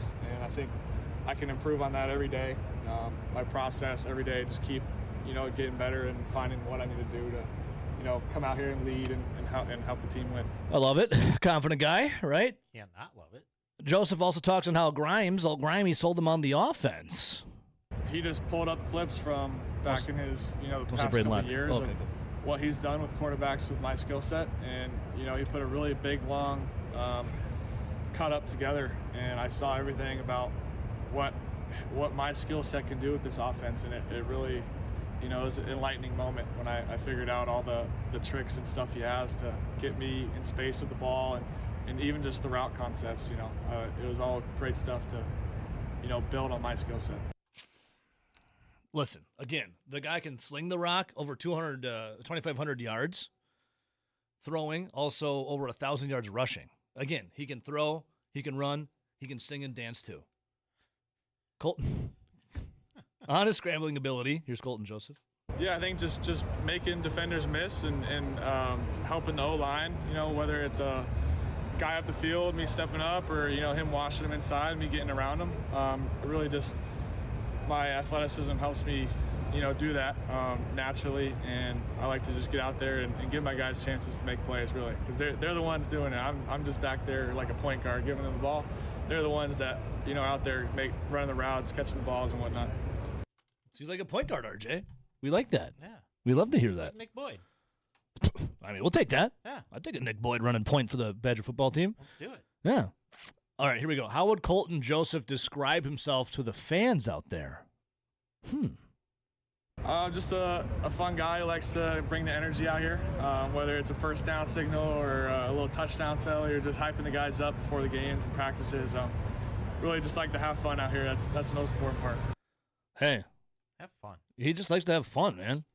I like that about him. I'm just a fun guy. Okay? I'm just a fun guy. All right, RJ. Okay, let's see here. Graham Mertz. Okay? Yeah. Graham Mertz, Tanner Mordecai, Tyler Van Dyke. Yeah. You're like outside of the first two names, you're slowly progressing to something I don't want to hear. So please stop. Billy Edwards Jr. Stop it. Those are just your first game starters, and then it changes drastically. No, Carter Smith. If you say his name, I'd be like, you know what? For a freshman quarterback, Carter Smith. he looked all right. Hunter Simmons, which is, Hunter Simmons. He was at the pro day for Wisconsin. Yeah. And I can't believe this even happened. We had some reporters down there. I'm not going to name any names, but I was told that even on Wisconsin's pro day, and there's no DBs on the field, right? Hunter Simmons still threw interceptions. Think of that. At a pro day with no one playing defense, he still threw interceptions. Think of that. That guy started for the Badgers. Yeah, Danny O'Neal. Okay, but I'm all in on Colton Joseph. He's a fun guy. Okay. And last thing from him quick here, Joseph on the challenge of coming to Wisconsin. Well, I don't think it'd be too challenging. I'm sure NIL money gives you. Yeah. I'm sure you don't got to pay for the movers. I'm sure you don't have to. I'm sure they get a nice apartment for you. Well, I mean, what's the biggest challenge here? Every program is different, so there's definitely a lot to adjust to find a new routine and find just the little details within the building to getting to meetings on time, getting out here to get warmed up, just find a new routine to get out here and get practice started. But it's been fun.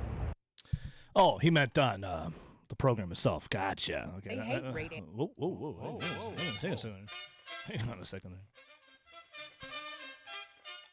Colton Joseph, a.k.a. Kojo. Oh. I'm in. I'm all in. We used to have a goaltender named Cujo. There was a dog, too, named Cujo. Well, that's... Yeah. Wasn't the nicest of pups. Well, Curtis Joseph was probably a nicer guy. Than the dog? Yeah. He was a good goalie here. So let's have this Joseph be good. I'm all in. Chips in the middle of the table. News of the Weird coming up next.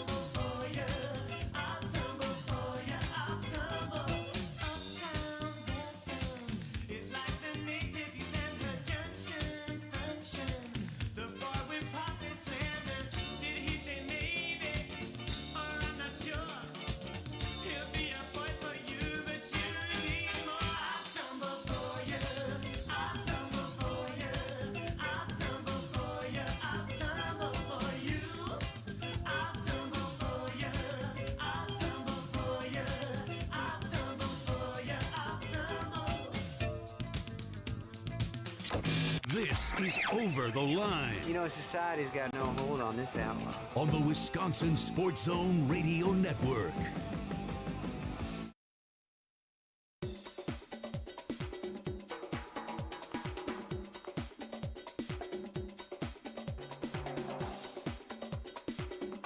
Over the Line will resume in 3 minutes.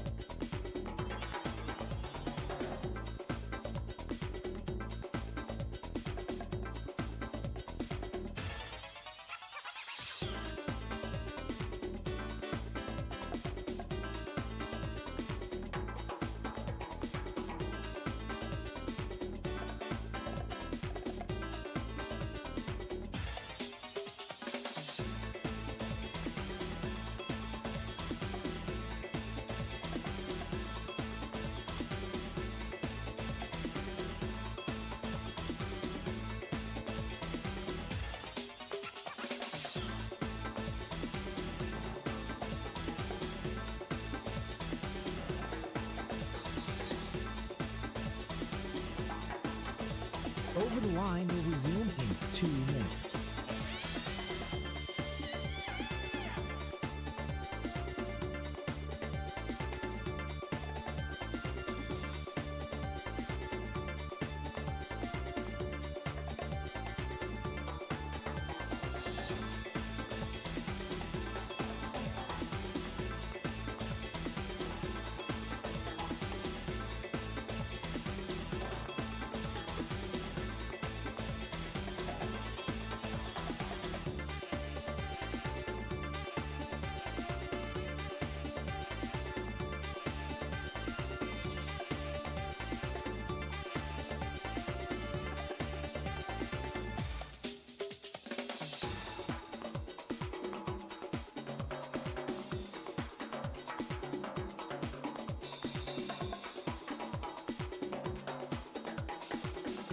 Over the Line will resume in 1 minute.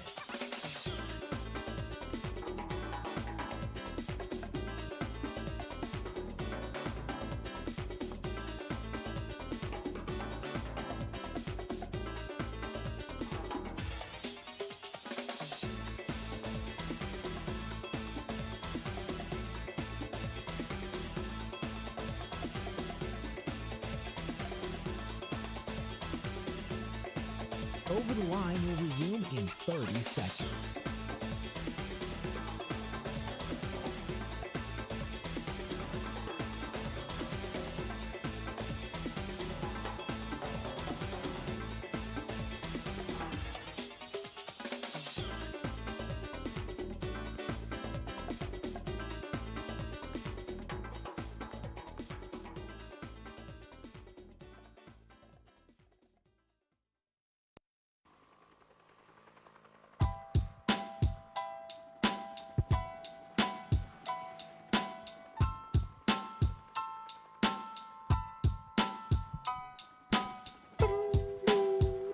Welcome back in.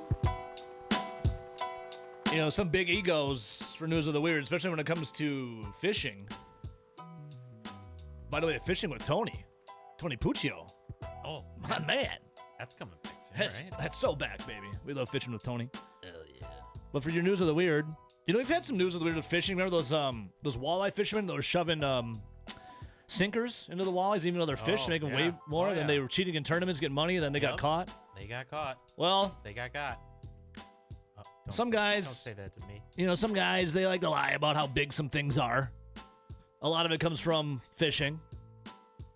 I would say this for this Louisiana man is behind bars now after committing fraud against a fishing program to get a free replica. Jody Kyle Jean, 40 years old, is accused of catching a fish in Vernon Lake and submitting it to the Toledo Bend Lake Association's Lunker Bass Program. And the program provides replicas to anglers who catch and release bass in Toledo Bend Lake. Jody Kyle Jean allegedly signed official documentation falsely claiming he caught a fish in the Toledo Bend Lake area. Well, Louisiana Department of Wildlife and Fisheries agents saw Jody Jean and another man loading a bass boat onto a trailer while patrolling at the Hickory Ridge launch. Oh. Jean allegedly offered to show the agents a 12-pound bass he caught, saying it was his personal best, claimed to have it mounted for free from that program. For free? The next day, agents saw a social media post from the Lunker Bass program showing a photo of him posing with the same bass. They recognized it by its unique tail markings. He also is wearing the same clothes. Okay. The Lunker Bass program provides free fiberglass replicas to anglers who catch and release bass weighing at least 10 pounds on the, key point here, Toledo Bend Lake. Anglers must present their fish live at a certified weigh station, sign official documentation verifying the location, date, and time of the catch. Well, the Louisiana Department of Wildlife and Fisheries agents obtained an arrest warrant for forgery and attempted theft. Oh, no. Jean admitted to catching the fish in Vernon Lake and was booked into the Vernon Parish Jail on April 1st. Not a April Fool's Day joke. Jean is now in custody.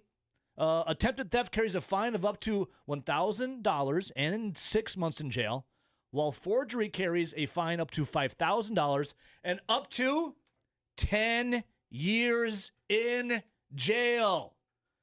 All because he wanted a free mount. This dude now faces potentially 10 years in jail for lying about where he caught his fish.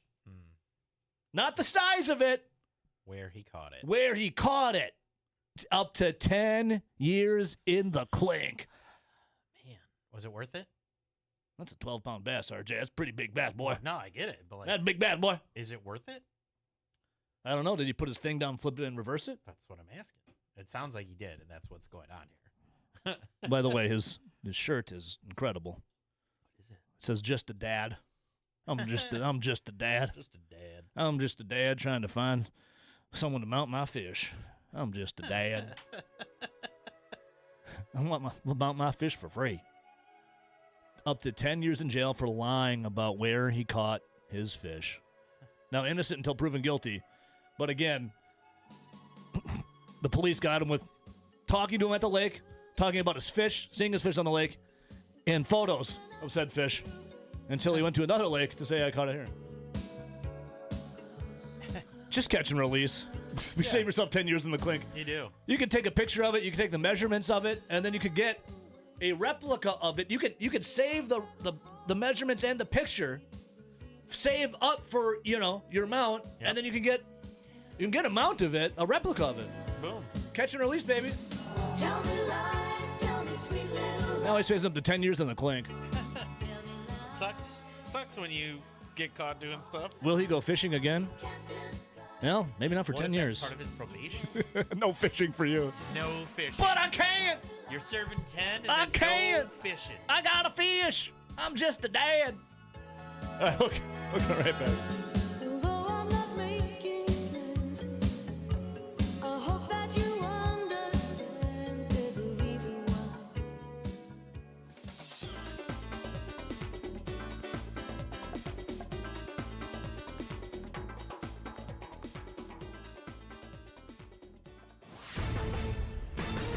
This is a Wisconsin Sports Zone update. Well, the Brewers have dropped their first series of the season. That's after a 5-0 loss to Boston yesterday, allowing the Red Sox to take 2 of 3. Milwaukee just never got going against Sonny Gray. He went 6 1/3 innings, allowing just 3 hits and striking out 2. Shane Drohan got the start for the Crew, making his MLB debut against his former organization. Lasted just 2 2/3 innings, giving up 3 runs on 3 hits. Struggled with his command while walking 4 batters to take the loss. The Brewers now have today off before starting a series on Friday against the Nationals. Turning to Wisconsin football, they're back on the practice field today. The Badgers will have a different starting quarterback for a 5th straight season as Old Dominion quarterback Colton Joseph takes over. He's a dual threat, threw for over 2,500 yards and ran for more than 1,000 yards last season. He was asked, what does that athleticism do for him? Yeah, I think just making defenders miss and helping the O-line, whether it's a guy up the field, me stepping up, or, him washing them inside, me getting around them. It really just...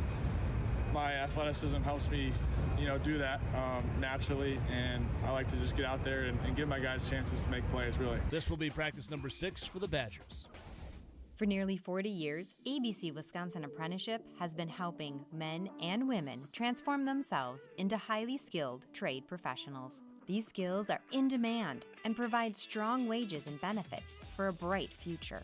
If you're a hands-on person who likes the feeling when you get projects done, apprenticeship could be for you. Go to buildyourcareerwi.org or just search online for ABC of Wisconsin.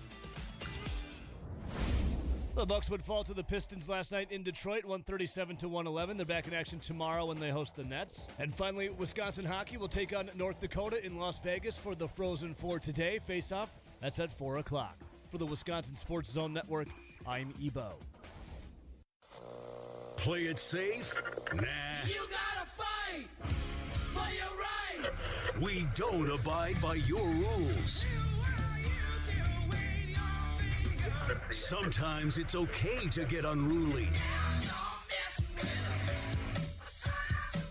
This is Over the Line from the Alpine Liquor Studio. Alpine Liquors, Dane County's largest independently owned liquor store, proudly serving DeForest and beyond.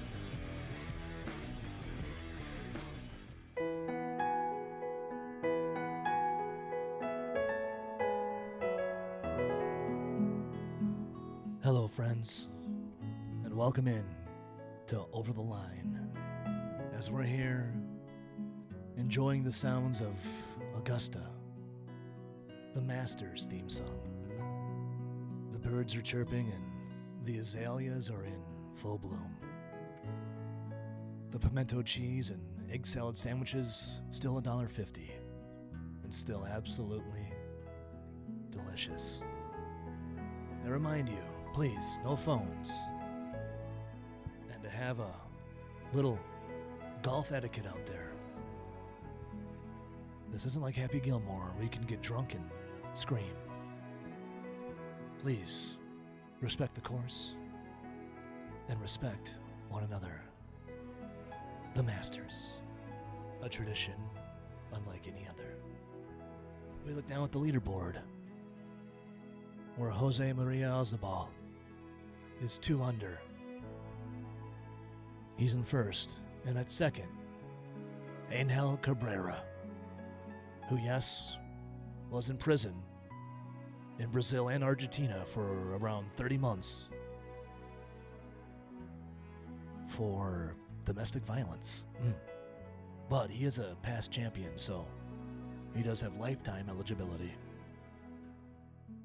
And if you're wondering, for the first time in 32 years, no Phil Mickelson and no Tiger Woods. I was just looking and perusing the World Wide Web, surfing, if you will, the internet. And an article I stumbled across said, "The reasons why Tiger Woods and Phil Mickelson aren't playing at the Masters explained." I thought to myself, do we really need any explanation of why Tiger Woods isn't there?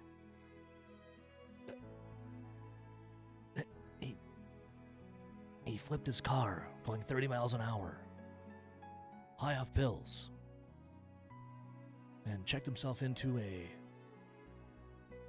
palatial rehab clinic to get his mind, body, and health right. Some recent legal complications is the reason why the 5-time champion is currently missing. Have you heard of a car crash in Florida? He has expressed, though, that he understands the gravity of his situation and must prioritize his recovery over the beauty that is the Masters. Could you imagine, though, getting a little buzz and seeing those beautiful azaleas?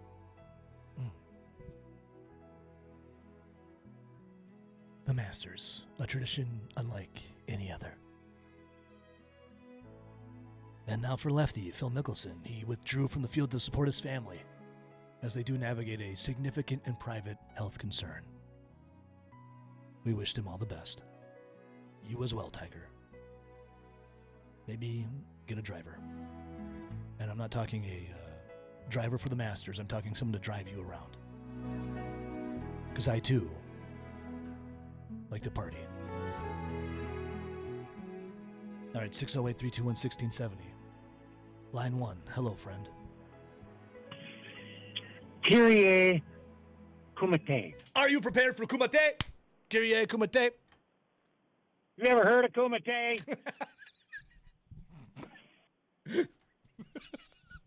Kumite. Eric, what's up, brother? Not much. I was thinking here when I was listening to you is, I think it's quite a feat just to flip a car at 30. I don't know. I mean, that's pretty slow. I think there should be some testing to see if you can even do it. Yeah. I don't know. I don't know exactly how fast he was going, but I know it was a slower speed. But still, Eric, where I live, there's this like weird intersection where some people, I don't know. Sometimes some people just go stupid when they're at an intersection, turning a left, and you're taking a left turn. So what are you going from 0 to 15 to maybe you hit 20 miles per hour? I doubt it through a left, and I came by it. And their car was flipped. I'm like, you maybe were going 15 miles an hour. I don't even know how you manage that. I've never seen it happen, but I would love to see someone flip their car in between the speeds of 10 to 30 miles per hour. It's very impressive. Something had to go horrendously wrong in the car. Horrendously. Well, Tiger did say. And how about the flex from Tiger Woods? And he gets out of the car, and this isn't political. It's just a flex. He gets out of his car. He's like, yeah, I was a little distracted. I just got off the phone with the president. And the cops are like, all right. We're really going to jam this guy up now. What a flex, though. I just got off the phone with the president. It is. It is a flex. Yeah. It is a flex. I was confused yesterday. I'm getting old. I thought you were on the radio, and I didn't realize that until... well, I was. You were off yesterday. Well, no, but I mean, I was on the radio. I just wasn't physically. Tape delayed. Yeah, I mean, that's the magic and power of radio, Eric. Maybe I'm not even on right now. Maybe this is all a dream. This could be AI. And you had a guest on says, "Don't forget to vote today." That's when it dawned on me. Yeah. Sometimes things get a little dated. I voted I voted 6 times yesterday. I got to go again today. I'm like. I know. I love those little stickers. I go around to every polling station. I cast a vote to get the sticker. I love collecting those stickers. I got like 12 the other day. I have my sticker right here. I had it on my coat all day yesterday, too. And what I like to do is I like to go to an even number of polling stations, and I cast a vote for each candidate. So if I'm at one, I cast one for one. If I go to the other, then I cast a vote for the other one. I like keeping it even. Right. And if you do go do that, you walk in there, you don't. So I've been really into political talk radio now. I got sucked in, and I got to get out. I got to get out. That's bad for your mind. That's bad for your mind and health. But I went to vote, and they're like, ID, please. I'm like, I don't need an ID. No. I don't need one. Yeah. I've been listening to the radio. All right? This is a big problem. I can just come in and cast a vote, please. Sir, give me the ballot. I'm going into the box. I've been listening. They're like, oh, you can't do that. And I'm like, really? I've been told I can do whatever I want, essentially. I'm like, I'm standing there, and there's 3 85 to 90-year-old women that are running the show there. And I'm like, I think I can just take that ballot and walk right over there and do it. I don't think you can stop me. Just try. Just try. And then one of them kind of mouthed off, and I said, "Have you ever heard of Kumite? Huh? Are you prepared for it? Are you prepared for Kumite? Because here he is going out the window. I'm voting today. Many times. No, I went and voted, and I went and voted just one time, and I was surprised because I had to fill out a lot of stuff. They wanted to know who I was. So apparently, where I live, you can't just go vote without an ID. I just want to let you know that. I must be living in, because this is a big problem, okay? And I'm like, I'm a citizen. I got to prove it. I was born here. That's how I know I'm a citizen. Born here. So Eric, that's what I'm glad you did your civic duty, man. I did it too, like 12 times. It felt good every time too. Eric, is there anything else on your mind, my brother? Really? Hey, do you know who is the number one seller? Number one jersey sold? Number one jersey sold in the NFL? Do you know? No, I don't. Are you ready? I'm ready. Carson Wentz. What? Carson Wentz. No, there's no way. Carson Wentz. Yep. Sold Carson as the right now or when? Philadelphia Eagles, Carson Wentz, most ever sold. It was ranked at. When is this article? When Look was it this up, from? Look it up. I mean, I am, but I'm seeing articles from a couple of years ago. Carson Wentz. I don't. I think you're peddling fake news. I'll have to look into that, Eric. All right. there's no way, Carton. There's no way. Carson Wentz. There's no way. It's true. I believe a lot of things. I don't believe that. There's no way. You can tell me aliens landed. I said, yeah, no doubt. But Carson Wentz number 1 jersey, I don't believe it. There's no way. Well, I'll look it up. Guess what? I'll look it up. Us Vikings fans got that going for us. So, you know. I'll look it up. Eric, we love you, man. I'll send you a Carson Wentz jersey. See you, buddy. You can tell me a lot of things right there. I believe a lot. I'll never believe that. Line 2, good morning. Yeah, can I talk to Jim Nance, please? 1 second. Jim. Hello, Pipeline of the North. Troy, how are you? Yeah. Hello, friend. Hey, I don't get it, man. No caller ID, but you nailed it again. What's going on with that? That's one of my... You're playing with me, man. It's one of my... I can hear can't even talk with a straight face. He's playing with me. If I hear a voice or a second of a song, I can get it immediately. Usually. There we go. Hello, Troy. Hey, nice job. I don't know if you remember this. About 4 years ago, you wanted people to call in and give their best impression, and I want to say I nailed it, but I must have butchered it because you guys hammered on me pretty bad. I don't remember that, Troy. Here, Redemption. Try it right now. Ready? Hello, friends.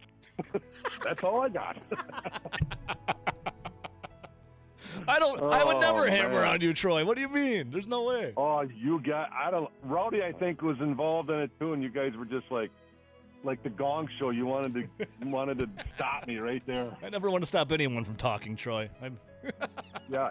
Hey, believe this. Yesterday, I got a call from Augusta, Georgia, and like a lot of people, when it says spam, you just hang up. And this is like, I don't recognize this, but okay, it's Augusta. I'm gonna sure. take it. Well, it was my son calling from Eamon Corner, where they have you can't have telephones on the course. Yeah. But they have this little area where you can call out.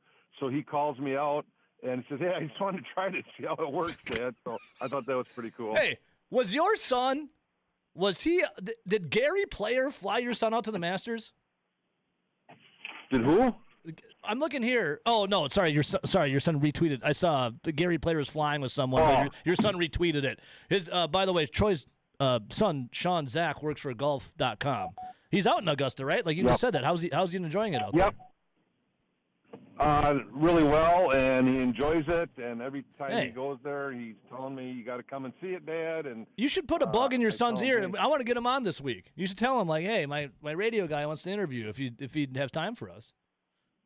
Sure, I can. Put a little bug in his ear. See if what is today? Thursday. Yeah. See if it. Oh yeah, it is Thursday. Tomorrow. Yeah, tomorrow. Yeah, let's just ask him. No pressure. Yeah, I will do that. But thanks for asking about him. But yeah, he called me and he goes, "Yeah, don't really have anything to say, Dad, but I just wanted to check in and see how these phones are working." So I thought that was kind of. He's calling from a landline phone then. Yeah. Yep. They have regular ones there, and I actually saw something today online. The 10 things you can't do at the Masters, and that was listed as number 1. You can't have your phone on you at all, and there's no sitting on the grass. Yeah. It's really interesting. 10 things. It's like, well, what do you mean you can't sit on the grass? You can put a chair down, and it'll be there, and you can take off, and it'll still be there. Just 10 things that were kind of ironic for the Masters. But Troy, now that I think about it, it might be hard for us to interview your son. I didn't, Oh, he'll call before he goes there. I was going to say, it might be a little difficult. Yeah. Yeah, I'll hit him up and I'll text you see if it'll work. And yeah, no approximately what pressure, time though. I'm calling it. No pressure, Troy. Hey, how you feeling about? yeah. Yeah. Hey, real quick, Troy. I know you bleed Wisconsin basketball, my man. Yeah, I Billy do. Auskis has hit I the do. transfer portal. You got John Blackwell in the transfer portal. How are we feeling right now about the state of Wisconsin hoops? Ebo, I told some people I'm on life support for college athletics. It's just bothering me that we got to go through this. I sure do not. I do not. It's hard. Get mad at the players like Blackwell. I understand this is life-changing money that he's going to be going through. I just don't think that anything has changed from the NCAA in the last 2 years that has changed the rules, expectations that we can expect anything different. I'm almost 100% sure Billy Auskis and his ordeal was that his agent or his contact person said, "Hey, you just got, January 10th, you got 5 3-pointers against the national champions. Why don't I see if I can find you some more money?" And boom, he's gone. Yeah. And otherwise, you know it and I know it. He's not really worthy of cashing in, but that one game alone might just do him some good. And I don't know. I was really looking forward to Blackwell and Rapp and Billy Auskis and as our front court next year, but boy, things have changed. So yeah. But hey, Got a we've seen every year, Troy. Weather and storm. Wait, yeah, are you in Florida still? Where are you? No, I'm back home you're up back. north. Okay. All right. Yeah, what's the weather looking like? Got a little bit of white stuff on the ground. It's still kind of cold. Still waiting, but that's the way it is. So yeah, some things will never change. Right, I'm going to try to get him to call you tomorrow. And, yeah, let me know. No worries though if you we'll, can't. I just just for fun. Right. If it works, it works. Yeah. You'd be glad to talk, cash in. So, well, good talking to you, Jim Nance, and we will stay in touch. Goodbye, friend. We love you, Troy. See you, buddy. All right. See you, man. Take care. Bye-bye. Yeah, I suppose Sean Zach, golf.com, Troy's son. Great golf coverage for him, by the way. He's got a book, too, that I recommend checking out. It's called Searching in St. Andrews. Great read. Troy gave me a copy. It's finding the meaning of golf during the game's most turbulent summer. I won't give it too much away, but great book, though, from Sean Zach. Suppose it would be tough to interview a guy when, you can't have electronic devices at the course. But if we can figure it out, Troy, we can figure it out. And Sean. All right, speaking of interviews, Rob Reichel, Forbes.com, Conley Media, our guy, talking Packers next. And I got to ask Robbie how he gets scoops, because Diana Rossini's doing something. I'll ask Rob next.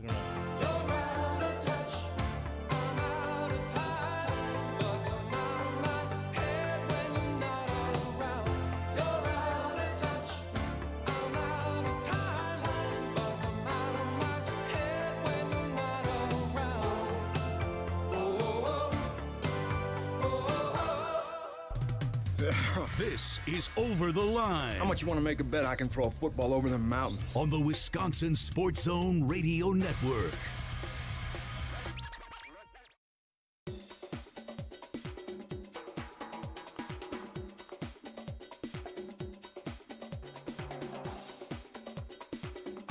Over the Line will resume in 3 minutes.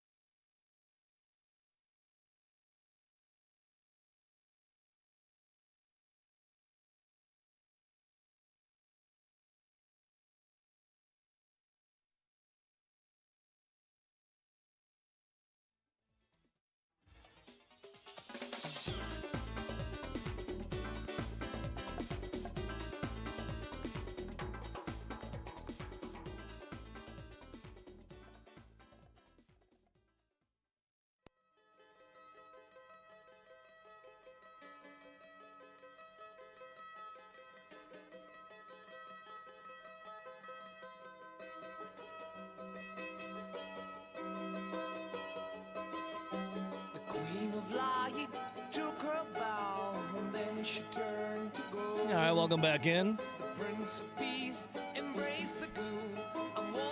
You'll never walk the night alone. Robbie and I will dance in the dark of the night, sing to the morning light. Rob Reichel, Forbes.com, Conley Media. Robbie! What's up, brother? Good pick, Evo. We don't hear this every day, right? Great song. At least I don't. Yeah. Oh, yeah, I don't think this gets played on the radio unless we're talking to Rob Reichel, I guess, Tuesdays or Thursdays at 8:20. Good song. Little Battle of Evermore, Rob. Reminds me of Lord of the Rings. I think that's what they're kind of going for, though.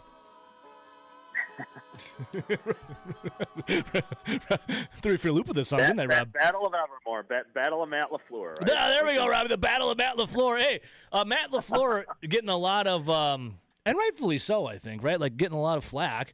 I mean, I don't know how many more people you can blame. Rich Bisaccia's gone. Jeff Hafley's gone. Joe Barry before that gone. You know, you have, I don't know who else there's left to blame. Like, it's just Matt LaFleur now, right?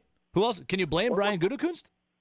No. What's the old saying, Evo? You know, you've only got so many fingers, right? You can point around the room, and you eventually run out of fingers on your hand, and there's one finger left pointing at yourself, right? We're pretty much down to that with little Matt. He's out of fingers. You can only blame so many defensive coordinators early in your tenure, and your special teams coaches. You recycle through those. I mean, I guess you can blame Adam Stenavich for some of this, right? But that's Matt LaFleur's guy. So, well, Rob, I was saying this. Adam Stenavich is actually more unpopular than Matt LaFleur, which is hard to do inside that locker room. I thought Stenavich just gets water for LaFleur and makes his appointments. Like, what is? Like, I know does he? I mean, Matt. If anything, they need a new guy to tell time or for challenges, because right, kind of keeps his date book fresh, right? You know, and what time he needs to get his hair done each day, and get. Because I was thinking of Fall Guys, manicured and pedicured before I go in front of the camera. I was thinking of this, Robbie. Like, everyone needs a fall guy, and if you don't have a fall guy, then you are someone's fall guy. Matt LaFleur had fall guys. They're gone now. Joe Barry gone. Rich Bisaccia gone. What is Adam Stenavich even a fall guy for Matt LaFleur? Like, I don't. Like, when I think of the offense, does anyone think of Adam Stenavich? I just think of Matt LaFleur. No. And listen, Evo, by the time you get to year 8, you're out of fall guys, right? I mean, look at the guy in Buffalo from this last year, right? I mean, he won one more playoff game in 2025 than Matt LaFleur did. You know, but McDermott obviously was not brought back to Buffalo. You eventually run out of time in all these cities, Evo. We've talked about this a million times, and we'll keep talking about it because it's the story of the year to me in Green Bay. I just did a big national thing for a big national magazine on Matt LaFleur being on the hot seat, and really? I think it's the story of the year, Evo. You know, at least inside Green Bay, can they bounce back? Can they rebound from 3 straight number 7 seeds? I don't right now. I wouldn't have a great feeling on that, but Evo. He's out of fall guys, right? He's the longest tenured coach now in the NFL. Not to have ever been to a Super Bowl. There's only 4 coaches in the history of the league that have reached this stage in their career and gone on to win a Super Bowl. Mm-hmm. Can Matt LaFleur be number 5? I wouldn't bet a mortgage payment on that. Would you? No. And at some point in time, you turn it over and you move on to the next guy. I thought the Turk was going to come calling for Matt LaFleur after the Bears playoff loss. He's getting another chance here in 2026, Evo. I think 2/3, 3/4 of the state probably wanted him gone, Evo. And again, it doesn't matter, right? Who wanted him gone, other than Ed Policy, and Ed decided to bring him back, and Ed was shocked that the fan base that the fan base wanted little Matt still around, or that the fan base wanted Matt gone. And how dare we question it, too? Policy's like, but people are even questioning this, said Silent Ed.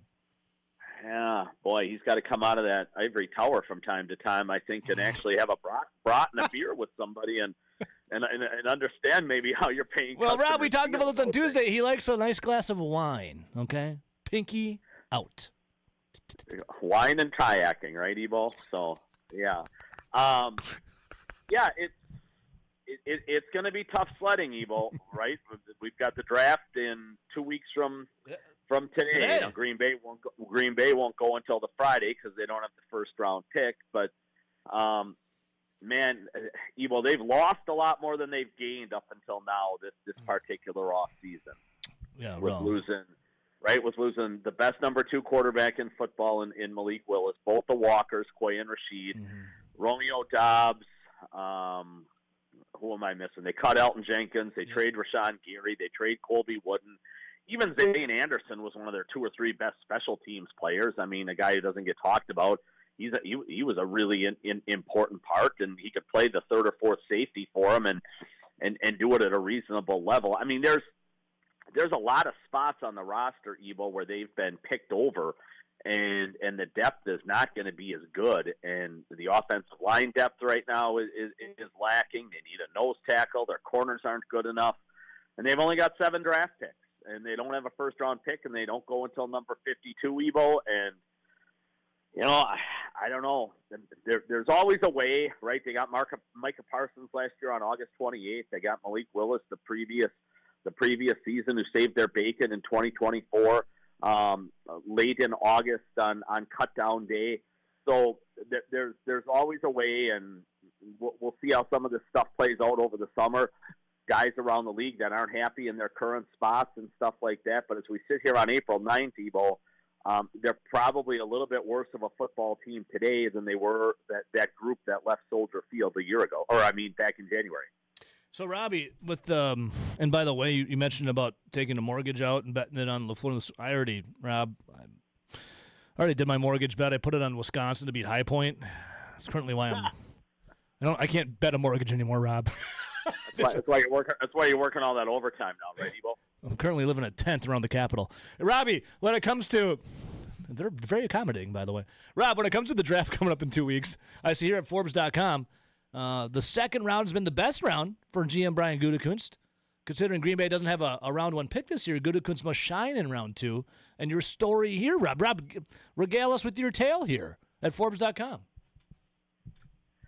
Yeah, well, Evo, I did a subjective breakdown of his second-round picks, and by my count, anyways, and I'll bounce this off you, he had 5 really good picks. He had 2 that were solid, so that's 7 out of 10 right there that I would say he's hit on. 2 have been flops, and the jury is still out on 1. Here to me are the hits, and you tell me what you think on these. Elton Jenkins, no-brainer, right? Yep. 2-time Pro Bowler. Thumbs up. Arguably their best offensive lineman of the last 6-7 years.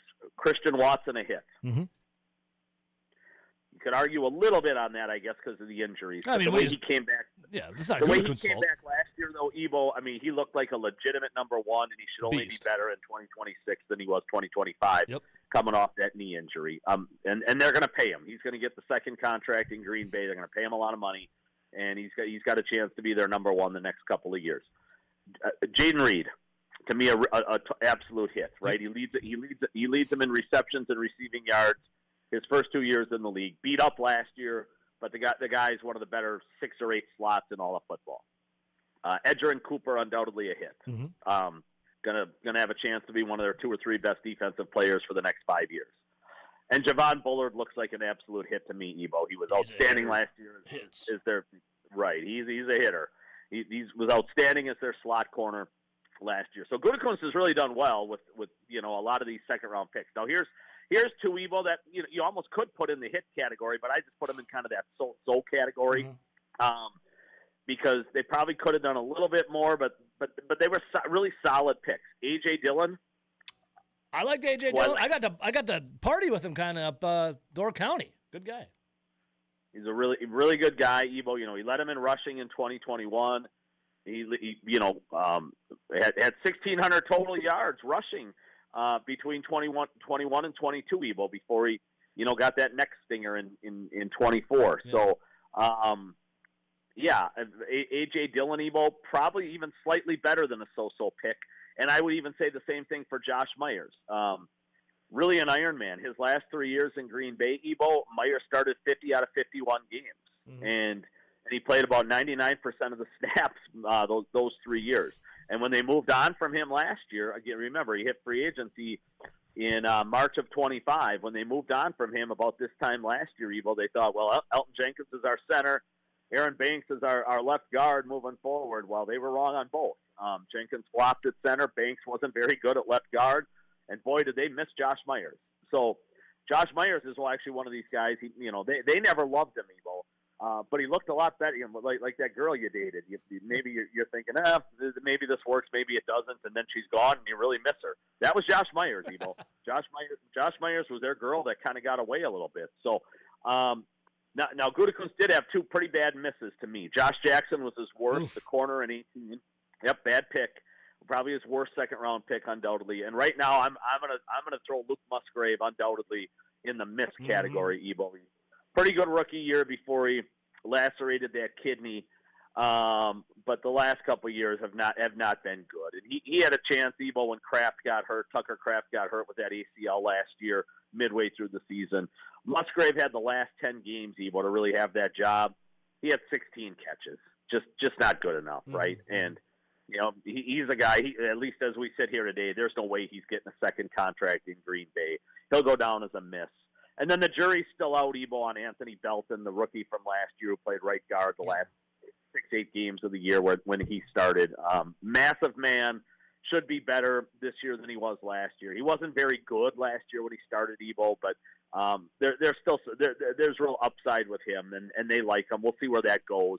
But when we break that down, Ebo, that's 10 second-round picks. 7 to me were either really, really good or certainly serviceable and then better. So that, in a year where they are not going to have a first-round draft pick, and you look back at how well Gutekunst has done in the second round, I mean, there's a lot of pressure on him at number 52 here. He's got to hit it with this. But history, kind of his track record shows he's been pretty darn good in the second round, Ebo. So they've got a real chance, Ebo, to get a quality player here at 52. Rob Reichel joining us right now, Forbes.com, Conley Media. Robbie, you know where it gets really tumultuous is the third round. That's like Dr. Jekyll, Mr. Hyde in the third round. I mean, there's a couple really good ones, but there's like some you look at, you're like, oh my gosh, what was he? Like Tucker Kraft, that's a great one out of the third round, right? And there's the only one, Ebo. Well, what do you think of Savion Williams? Like, is Jerry out on Savion Williams? Ooh, Amari Rogers, Josiah DeGuara. Oh, this is falling apart quick. Chase Sternberger, Oren Burks. Yeah, and I'm writing that for the weekend, actually. Ebo, actually, Robin, third round's awful. There was only one. You're right. Awful. I think Tucker Kraft's the only one. When we said, right, Marshawn Lloyd to me is his worst draft pick ever. I don't think there's. I mean, they sent him out west, Rob. They sent him out west to get better. Ebo, he's played 10 snaps as a Packer. Think about that. That's unbelievable in 2 years, right? Amari Rogers couldn't hold on to the football. Josiah DeGuara, Jay Sternberger, I mean, flops on a couple of tight ends. Oren Burks was a special teams guy. He's actually gone on and had a better career in other cities, but when he was in Green Bay, he didn't do much. Tyron Hopper can't get off the bench, and I don't know if that'll change this year, Ebo. Savion Williams didn't do anything as a rookie. I mean, when we look at this list, Sean Ryan's their center, I guess, moving forward. So he's got a chance to help that third-round group out a little bit, this group of thirds that have flopped. But really, when we look at it right now, the only high-level player he's found in round 3 has been Tucker Kraft, no doubt about it. Third round's tough, Rob. Those are bad. Those third-rounders are bad. That's tough. Fourth round, I mean, his first rounders have been a mixed bag as well. That's probably why I'm, whatever. You've got. You know what Goody's really good at is free agents and getting some of those cats in that he didn't draft. Like he's been pretty good at that, hasn't he? Yeah, he always finds a guy or two every year, but and a lot of people make that into a big story every year, Evo. But you have to remember. We've only got 7 rounds of the draft right now. Yeah. So whatever that is, 260, 280 players that wind up getting picked every year. You think back to whatever, a generation or 2 generations ago, for Christ's sake. Even Bart Starr, Ebo, he was a 17th round draft pick.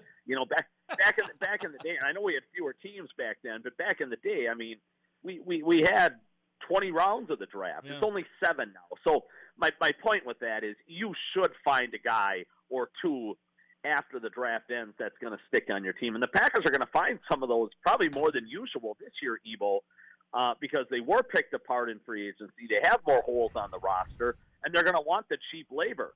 So they're going to go out and get some of these guys that don't get drafted and bring them in on these minimum street free agent contracts, and they're going to fill out the bottom 3, 4, 5 spots on the roster this year more than ever. You remember they They had to do that back in 23, for example. They moved on from Aaron Rodgers. They were eating all that cap room, and he had to fill out the bottom of his roster. He had 13 draft picks, if you remember, back in 2023. And then he still filled it out at the bottom with more guys, Ebo, that weren't even drafted. I think 12 of those 13 draft picks back in 23 made the roster. And he still filled it out with a couple of street free agents. Yes, he's been fine. Ted was even better, Ted Thompson, in finding those guys, Ebo. But Gutekunst always finds the guy, and people turn that into a huge story. But honestly, Ebo, if you look around the league, just because we don't have as many draft picks today as we did a generation or two ago, everybody's keeping guys that weren't drafted now because it's the cheapest guy to fill out the bottom part of your roster. Yeah. All right, Rob, we'll check it out at Forbes.com, Conley Media, Rob Reichel on Twitter. I was going to ask you about the Masters, maybe the Brewers, maybe Badger basketball. Actually, Rob, a lot of people have been wondering this, and I'm wondering too, if you could clear the air for us. I don't know if you've seen Diana Rossini getting a little close, I guess, holding hands with Mike Vrabel. Have you seen this, Rob? Oh, I've seen it. It's hard not to, right? Okay, well, myself, and I'm wondering, and a lot of other people are wondering, they've been asking me this. Hey, can you ask Rob? We're curious, Rob. How does Rob Reichel get his scoops? How does he get his stories? I said I don't think Rob's out there holding hands poolside or in a jacuzzi with a Matt LaFleur or anything. Or a good, like, how does... Now, Rob, I hope you're honest with us. How does Rob Reichel get his scoops? Always. How does Rob get his scoops? Ebo, this business is still real simple, like anybody going to their job today. It's all about relationships. It's all about relationships and people and building up trust through time. Guys know I'm not going to stick it to them, right? I've had guys text me, tell me a lot of stuff on the record, and then text me later on like, hey, can I walk that back or something? And I respect that because I don't want to blow up a relationship or something like that. And maybe I'll kill a quote or back something off or something like that. But Ebo, in any walk of life, if it's your marriage, if it's with your best friend, if it's with your buddy across the street, if it's with me and you, right?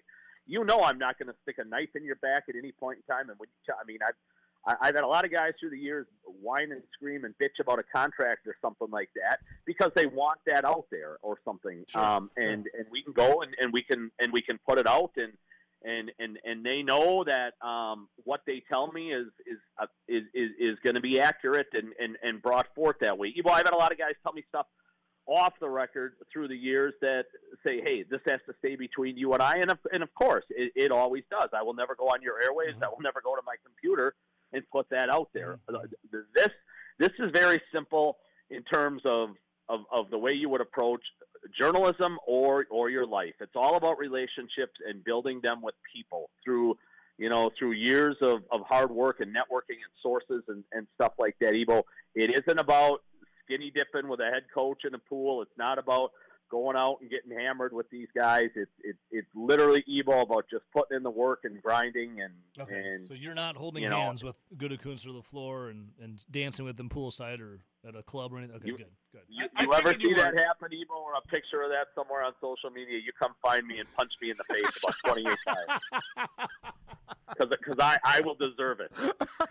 Trust me, it's not going to happen unless somebody puts a new brain in my head or something. One of my favorite books, Nobody's Underdog, Mike McCarthy's story. Rob, guys weren't eating a hoagie together, like the little Lady and the Tramp kind of thing, like nothing like that. Listen, I love Mike, and Mike and I had a great relationship. Hey, we were not whatever dipping at his pool to put that book together, Revo. No, far from. But again, I okay, will good. say this. I'm just clearing the air. I've written a number of books and all that kind of stuff through the years, Evo. Those are done just because. Whatever. I have good relation. I had a great relationship with Ron Wolf and still do, Evo, and he gave me really good stuff for these books. I text with Brett Favre a decent amount, Evo. He didn't send any pictures he shouldn't have, right? He and I may do no. Okay, we're not, good. All right, good. None of the Jen Sturger stuff with me and Brett. I don't even want to go there with the legend. That's for sure. Rob, I was just having some fun with you, brother. I know, man. I know you're not poolside holding hands with anybody besides your wife. It's literally, Evo. You and your producers have a great relationship because you treat them right and they trust you, and vice versa. This is all real simple. It's just how you treat people in life, right? Okay, good, Robbie. I saw that Diana Rossini thing. I'm like, oh, I hope, I figured not, but I hope our guy Robbie's not getting scoops doing something like that. I knew you weren't, Rob. I just asking. Listen, Evo. She's not the first. She won't be the last.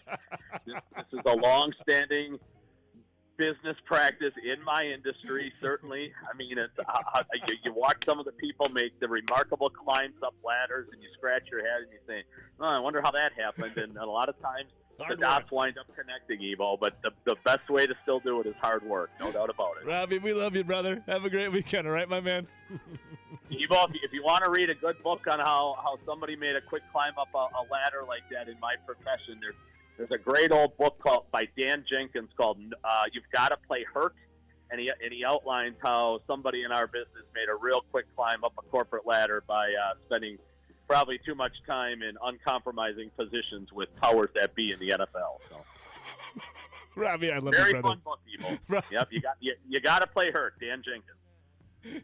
Rob, I love it. Have a great weekend, man. See you, my man. See you, Take buddy. care. See you. Rob Reichel, Forbes.com, Conley Media. I knew Robbie wasn't poolside holding hands with Matt LaFleur. I just had to ask. It's clear in the air. We'll come right back soon.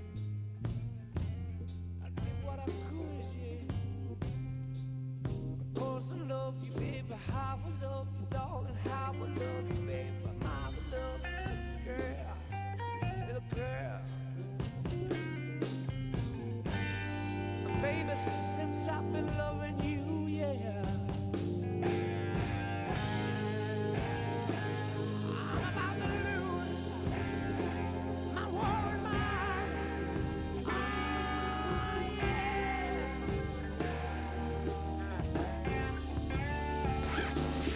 Welcome to the party, pal. This is Over the Line on the Wisconsin Sports Zone Radio Network.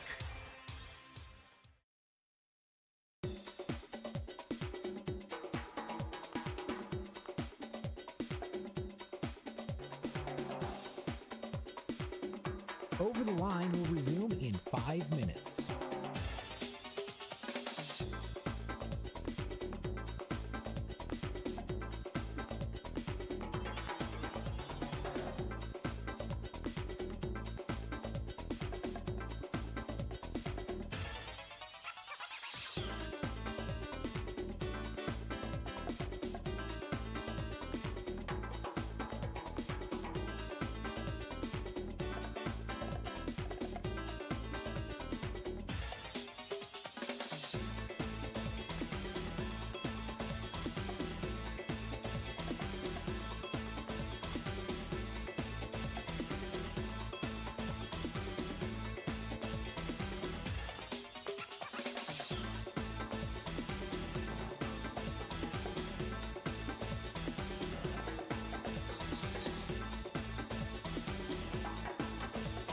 Over the Line will resume in 4 minutes.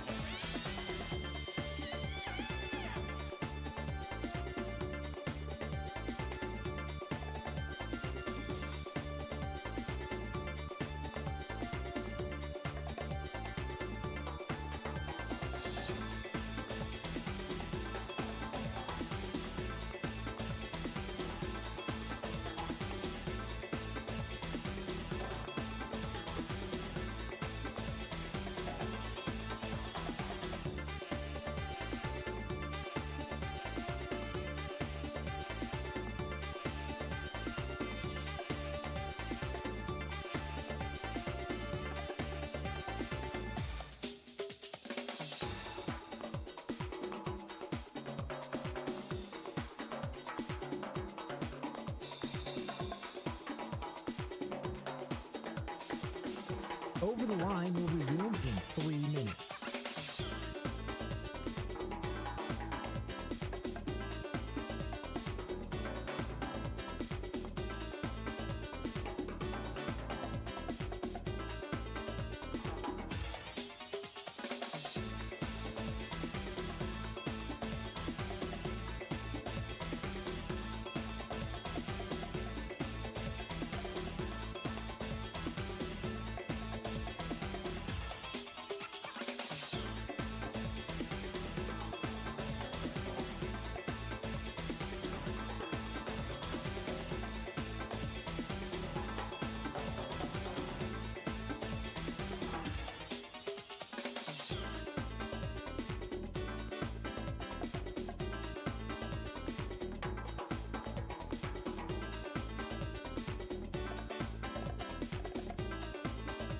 Over the Line will resume in 2 minutes.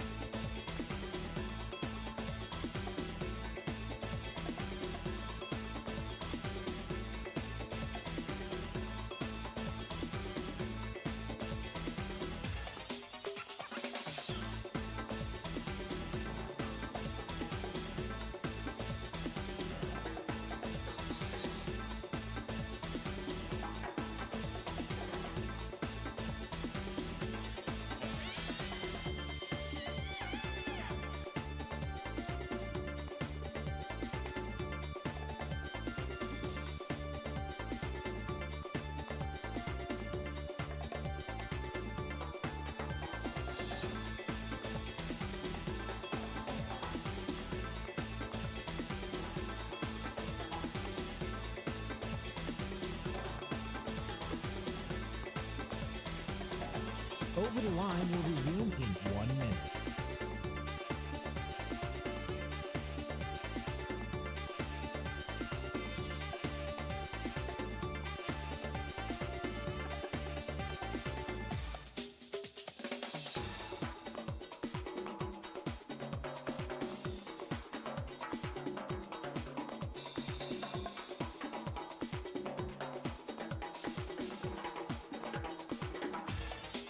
Over the Line will resume in 30 seconds.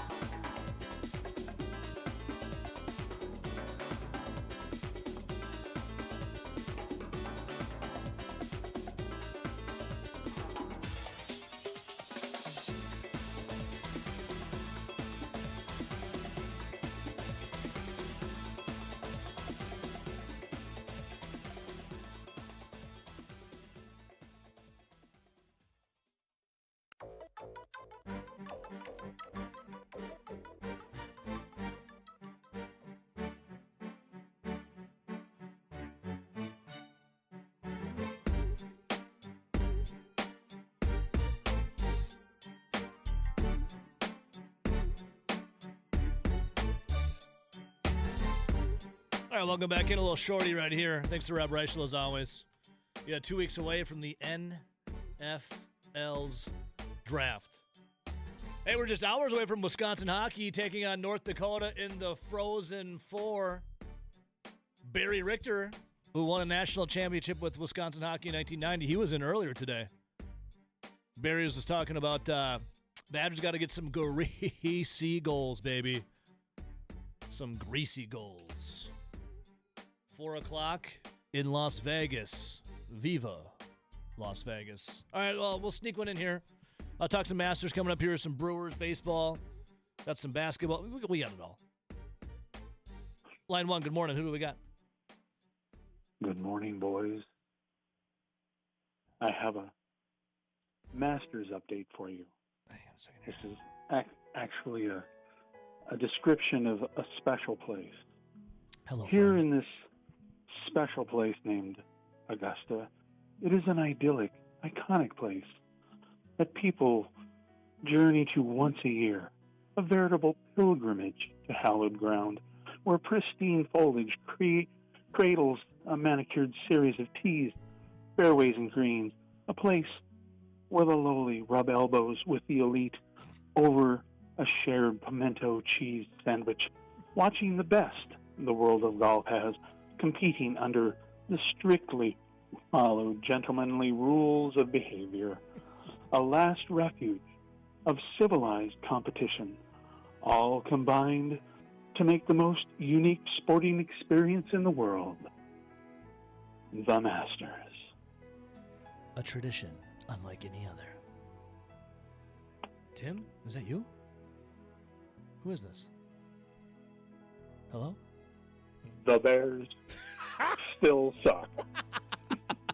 Tim, you son of a gun, you. That was nice, Tim, as always. You have a wonderful rest of your day. You too, Tim. And go Masters. See you, Tim. See you, Tim. Goodbye, friend. Tim in Sparta. Thank you. What?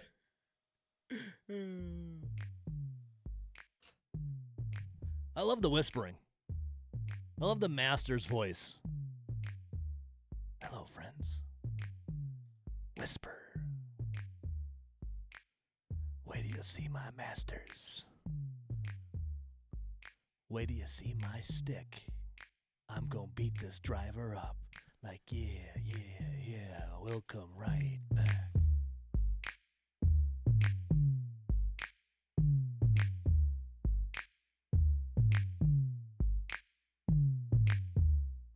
Don't mess with the bull, young man. You'll get the horns. This is Over the Line on the Wisconsin Sports Zone Radio Network.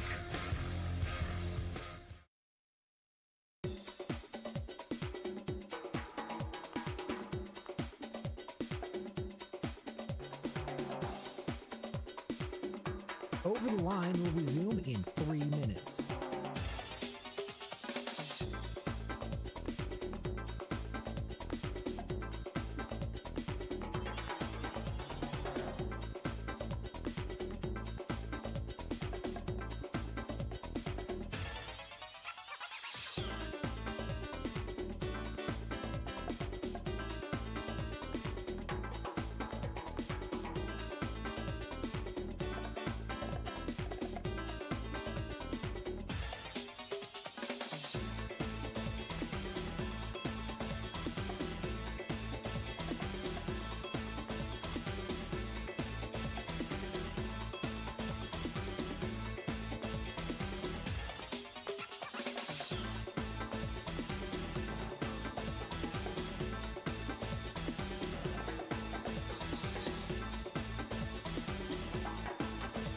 Over the Line will resume in 2 minutes.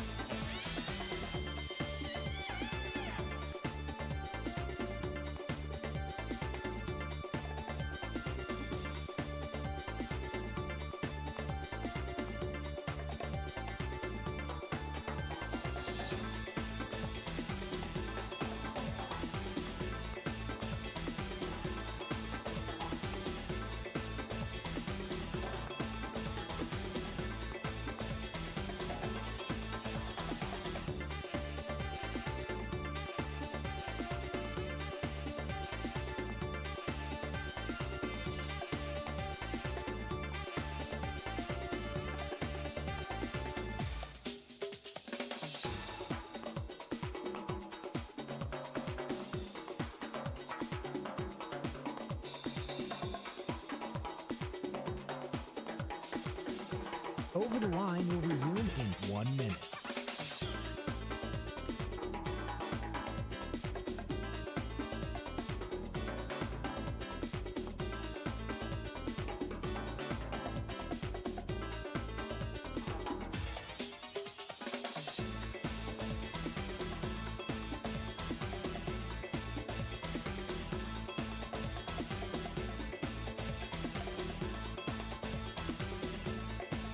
Over the Line will resume in 30 seconds.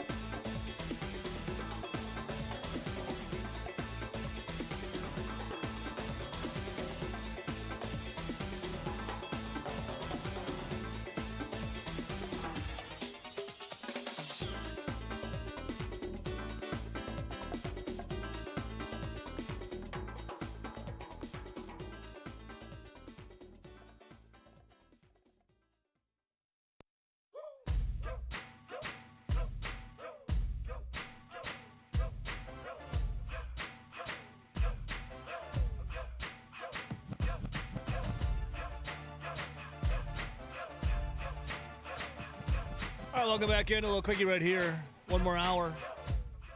Over the Line. Loading. Gonna get in some basketball. Billy Auskis hit the transfer portal yesterday. Tuesday. I was gone yesterday. And then, John Blackwell absconded away. We have Robinson also gone. And the hell is the other one? Oh, yeah. Riccardo Grepe. The Italian. Well, they come, they go. The Goings, point guard Owen Foxwell from Australia. Zach Heilprin, our sports director, caught up with them. I have a little clip I wanted to play from him. Wisconsin football back at spring ball today. I think this will be their 6th practice. Colton Joseph met with the media on Tuesday. Can Clearly with that, we have the Brewers off today. They just lost the series for the first time this year to the Red Sox, giving up 2 out of 3. Drohan making his major league debut. The Brewers traded away some pieces for him, and 2 of those pieces, Andrew Monasterio and Caleb Durbin, Drohan walked them in the 3rd yesterday. Again, Brewers off, and then Friday they have the Nats at American Family Field. All right, WKTY, as always, we love you. We'll see you tomorrow for a Friday show. Everyone else, we will continue on, and if you're driving around looking for something to do tonight, only 2 shows left, live Monks and Sun Prairie for Thorson and Heilprin, 6 to 7 tonight. For our seat, then we have a little off, then should be back. Speaking of being back, we'll be right back in 2. Stick on.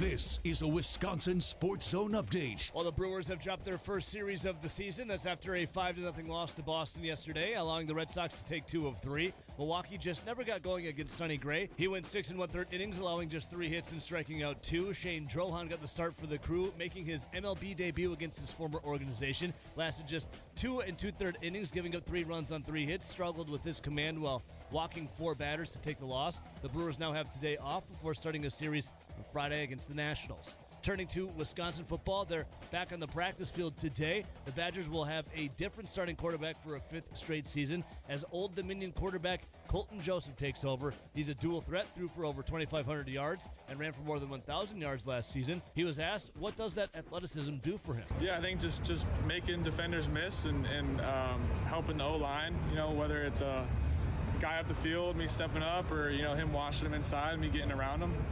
It really just... my athleticism helps me, do that naturally, and I like to just get out there and give my guys chances to make plays, really. This will be practice number 6 for the Badgers. For nearly 40 years, ABC Wisconsin Apprenticeship has been helping men and women transform themselves into highly skilled trade professionals. These skills are in demand and provide strong wages and benefits for a bright future. If you're a hands-on person who likes the feeling when you get projects done, apprenticeship could be for you. Go to buildyourcareerwi.org or just search online for ABC of Wisconsin. The Bucks would fall to the Pistons last night in Detroit, 137-111. They're back in action tomorrow when they host the Nets. And finally, Wisconsin hockey will take on North Dakota in Las Vegas for the Frozen Four today. Face-off, that's at 4 o'clock. For the Wisconsin Sports Zone Network, I'm Ebo. Play it safe? Nah. You gotta fight for your right. We don't abide by your rules. Sometimes it's okay to get unruly. This is Over the Line from the Alpine Liquor Studio. Alpine Liquors, Dane County's largest independently owned liquor store, proudly serving DeForest and beyond.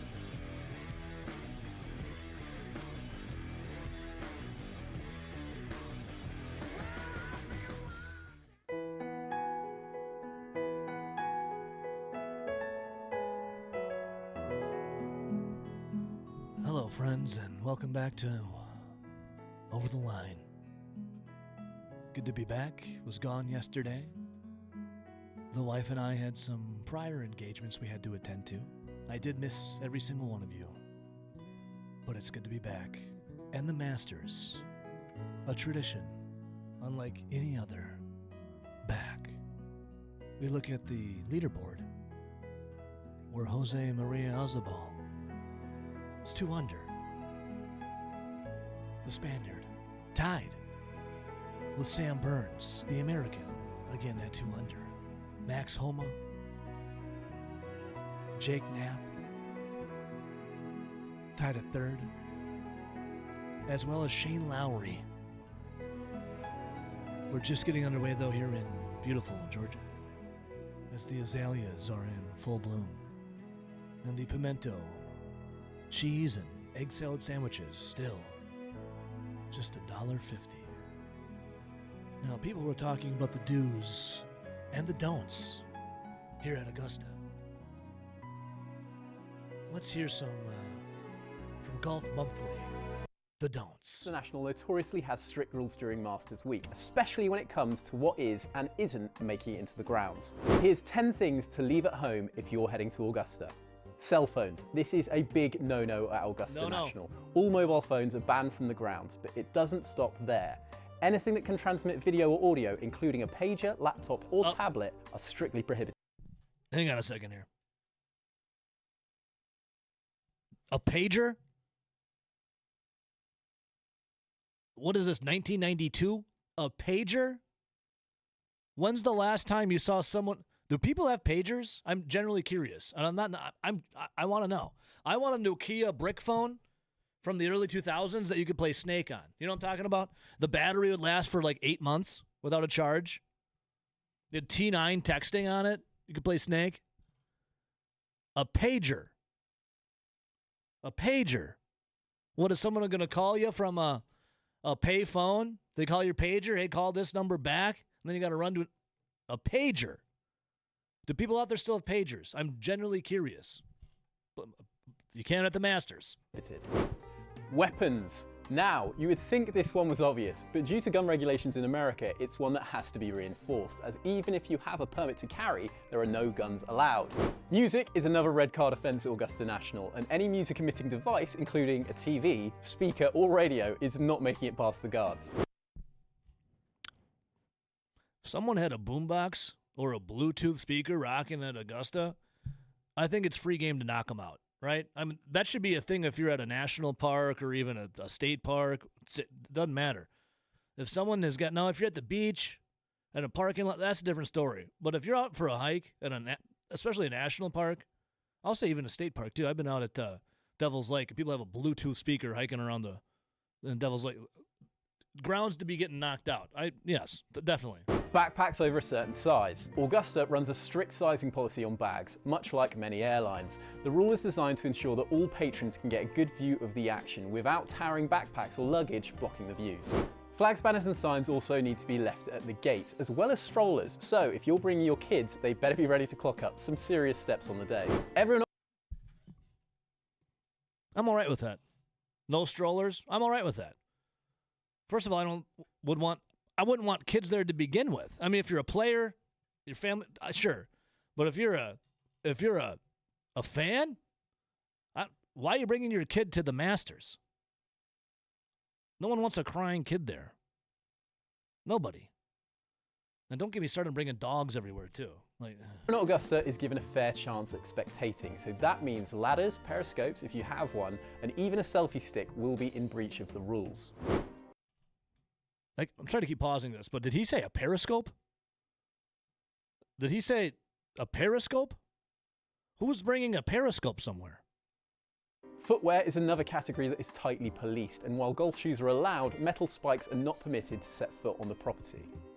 Patrons can't bring their own food or drink into the grounds at Augusta, however the tournament is renowned for putting on an incredible spread of delicious and uniquely affordable sandwiches and desserts. Chairs are a big thing at Augusta National, and you may have noticed that they all look the same. That's because patrons are prohibited from bringing seats or chairs with pointed ends, so many opt to purchase an iconic Masters chair from the tournament shop. How much does that cost? Like $200? Listen, the Masters, I get not bringing your own concessions, okay? That's most parks and stadiums, right? But if you go to the Masters, and all parks and stadiums should listen up to this. The egg salad sandwich is $1.50. The pimento cheese is $1.50. All the other sandwiches are $3. That would be the classic chicken, the ham and cheese on rye, chicken salad on honey wheat, the Masters Club, the savory tomato, but that's all $3. Those are beautiful prices. They haven't changed forever. If you want a little breakfast, what is this? A little coffee, $2. Chicken biscuit, $3. Breakfast sandwich, $3. A blueberry muffin, $2.50. Fresh mixed fruit, $2.50. These prices you can't. These are inconceivable prices. You go out anywhere, you're not. I mean, you're spending like 3 times this. And just for breakfast, a chicken biscuit, it's $3. I don't go to Chick-fil-A, but what's a Chick-fil-A chicken biscuit cost? I eat Chick-fil-A, the seed oils destroy my stomach. I don't eat that garbage. I don't eat that slop. What's a chicken sandwich cost there, though? $7? Breakfast sandwich? Go to McDonald's? That seed oil slop? What's a breakfast sandwich at McDonald's cost now? $6, $7? I think the only thing you can get under $1 there at McDonald's are maybe the apple slices. Here you can get a fresh mixed fruit for $2.50. Forget about it, man. Let's see here. Soft drinks, bottled water, $2. Iced tea, $2. Domestic beer, $6. Imported beer and white wine, $6. Where are you getting a beer for $6? Oh, I know where you go to Monks and Sun Prairie tonight for their happy hour. See Thorson and Heilprin. That's incredible. That's incredible. Goose eggs. The sauce packets at McDonald's are less than $1. And listen, he says, think of the mothers, Ebo. What about the strollers? I'm glad the strollers aren't there. That's discouraging you from bringing your little snot-nosed drooling kid. Do you want to be at Augusta smelling the azaleas, seeing the golfers in serene, beautiful environment? Do you want to hear a kid crying while you're at Augusta? No. Nobody wants to hear that. And I'm pro-kid. I'm just saying if I'm at Augusta, if I'm at kind of any place that's peaceful, you know what's the anti-version of peace? A kid screaming and crying. I like the no stroller. I like the stroller ban. I like that. If you're at Augusta, you could probably afford a babysitter. 608-321-1670. Line 1, good morning. Terry from the North Side. My man Terry Bear. Terry! The king of the North. What's up, Terry? Evil. In 1969, yeah, you could go to Renabaum's drugstore and buy a Bucky burger, which is kind of a version of a Big Mac, only with real meat, French fries, and the most best drink you ever had, a real cherry Coke for 69 cents. Oh, my Terry, that take me to 1969. The summer of 69 sounds amazing. Oh, some of the best cars I ever had were 1969. But Evo, that's when it was real food. It was real food. That's what I try to eat every day is real food. Not that science experiment gone wrong from a laboratory of 3 different kinds of raccoon, pigeon, and boot tongue sold off as hamburger. No doubt, Terry. Yeah, I even know a guy that sold his mom and dad cow meat to find out it wasn't cow meat, it was a horse meat, for God's sake. No, that's a true story. But Evo, the main reason I called today was I want to talk about the strike zone. About what? The strike zone, the baseball. Yeah, the new. I personally love it, but now I was listening to Bill Michaels again yesterday, and he doesn't know if he likes it or not. One day he does, the next day he don't.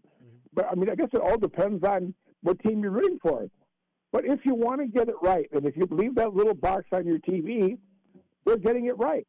And there was even talk yesterday that maybe they should eliminate the home plate umpire. That'll probably happen sooner than later, Terry.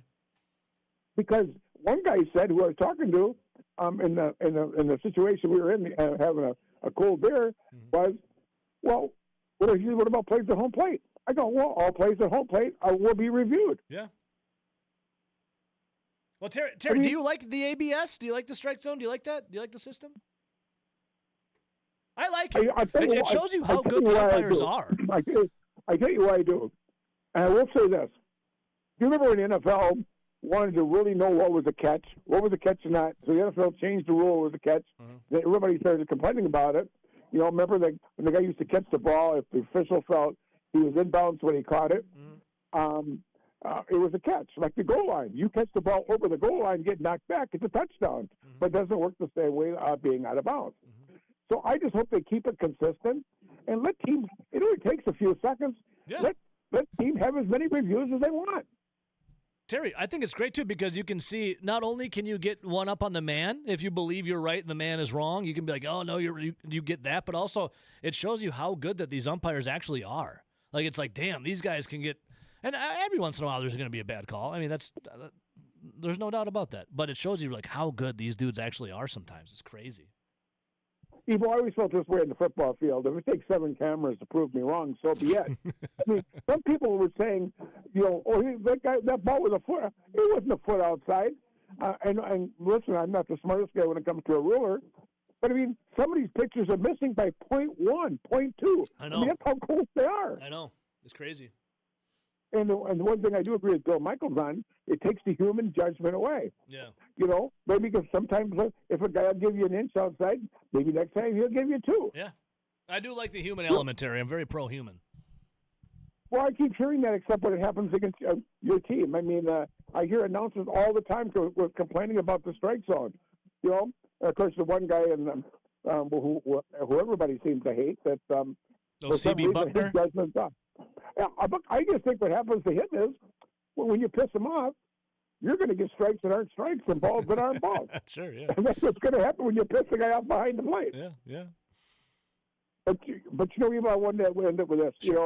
It's a shame the Badgers are losing so many guys in basketball. Mm-hmm. I mean, the one thing guard can do is recruit. He can find good talent. I always give him credit for that. Yep. But the one guy, John really come out and said this. Blackwell. He can't make me any better. He just can't. And and this is where maybe guard should be. Maybe this is where guard was great with Bo Ryan. Sitting on the bench, playing on a cell phone, and going out and recruiting, finding this talent, because year after year and year, he brings in very, very good talent people. He does. Mm-hmm. He just can't coach them. He can't make them better. Except for the 2 guys that Ryan had, Kaminsky and Decker, probably maybe the 2 best people the Badgers have had, 30 years, 40 years? Terry, I think you may have seen some little misinformation there, because there's a couple sites out there that will make up quotes and pass it off as truth, and it's like a couple Wisconsin accounts. John Blackwell actually did say in a statement, he said, quote, "The work I've put in alongside the guidance and direction I've received from Coach Gard and the staff helped me grow into a player I didn't know I could become."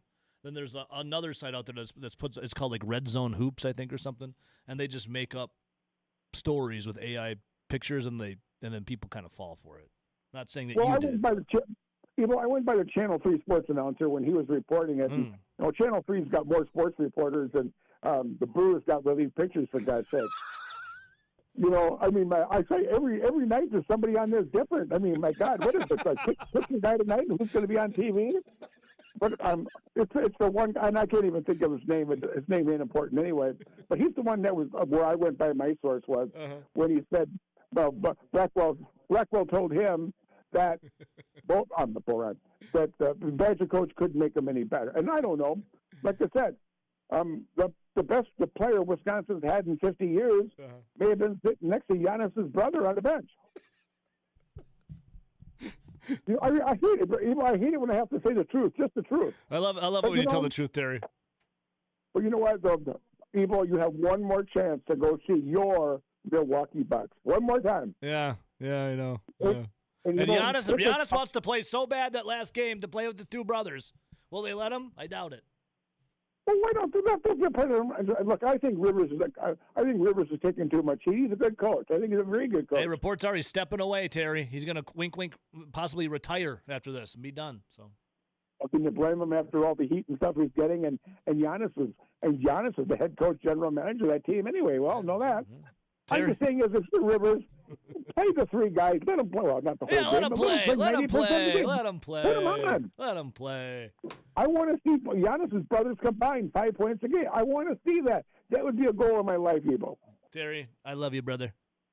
I love you too, brother. And as always, go Cubs. Take care, brother. Talk to you soon. Much love. Our guy, Terry Bear. Yeah, there's a couple sites, but there's one out there. I think it's called Red Zone Hoops, and I see a lot of people reposting this. It's a fake.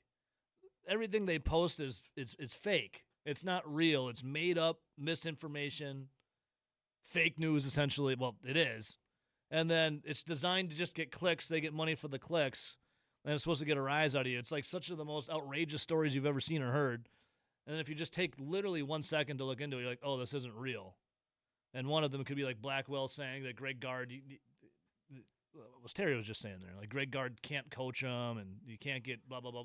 When you go and look at the reality of the situation, John Blackwell in a statement So the work I put in alongside and the guidance and direction I've seen from Coach Gard and the staff has helped me grow into a player I didn't know I could become. And he thanks, Wisconsin and the Badgers. And he's just getting more money somewhere else. I don't blame him. I'm hearing minimum $5 million.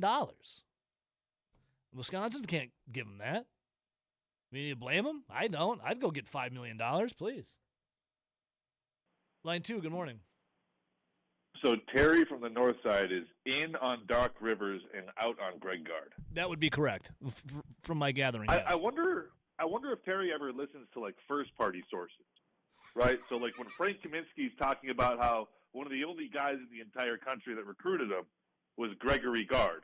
And when Frank Kaminsky talks about how Bo Ryan was focused on the starters, it was Greg Gard developing them in practice with the scout team as the assistant coach.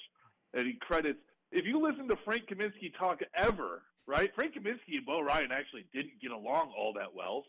He credits pretty much his entire developmental arc to Greg Gard, if you listen to him talk. So I hope Terry continues to just scroll on Facebook and find random Channel 3 news guys and be listening to the guys out of ESPN, right? Oh my God, they're hiring 17-year-olds to run the news at ESPN Madison. More sports reporters and the Brewers have relief pitchers. That was good. That was a great line. Yeah, that was good. But I mean, to be in on Doc Rivers and out on Greg Gard, and then to say, well, the only time he was good is when they had the best player in program history. I'm like, yeah, the guy he recruited and developed. Yeah, he's pretty involved in that. Yeah, you're right. I love Terry. He's a great phone call. He's a great caller. Well, yeah, he's fantastic. And the Blackwell piece of it all. Yes, Wisconsin was the only program in the country to offer John Blackwell out of high school, and now all of a sudden he's an all Big Ten guy that's going to get millions of dollars. You're telling me Greg Gard didn't develop him? Yeah, I mean, the last couple of years, Tom Izzo was talking how great of a job Greg Gard had developing him, and how they missed and not even recruiting him at all because he's from Michigan. They're like we missed on recruiting this guy so bad. That's Tom Izzo. And I would 100% agree with John Blackwell's assertion that Greg Gard cannot take him any higher because that dude peaked a year ago. There's no more juice in that squeeze, right? He is who he is. I don't know who he thinks he is, right? But versus JMU in the second half when he was a freshman, but he played a lot of minutes, right? And these kids come out of AAU, they're basically, they're developed at that point, right? Mm-hmm. So comes in as a freshman, and then he goes in as a junior. In the second half of NCAA tournament games, he goes 1 for 9 with 6 turnovers. Yeah. Did Greg Gard just go in there and be like, hey, all the stuff that we worked on, just forget it all in the second half of these tournament games and just become the worst player on the court? Because that's basically what John Greg Gard made him put Vaseline on his hands in the second half, Vagabond John. He said, here, put this on. And by the way, he doesn't turn the ball over much the rest of the regular season. John Blackwell is just not that guy. And deep down, underneath it all, he knows it. Greg Gard's problem is he doesn't have money to go pay the real guys. But John Blackwell is he talks about his head case kind of on and off the court and how his teammates have to constantly hold him up and remind him that he's a good basketball player. Yeah.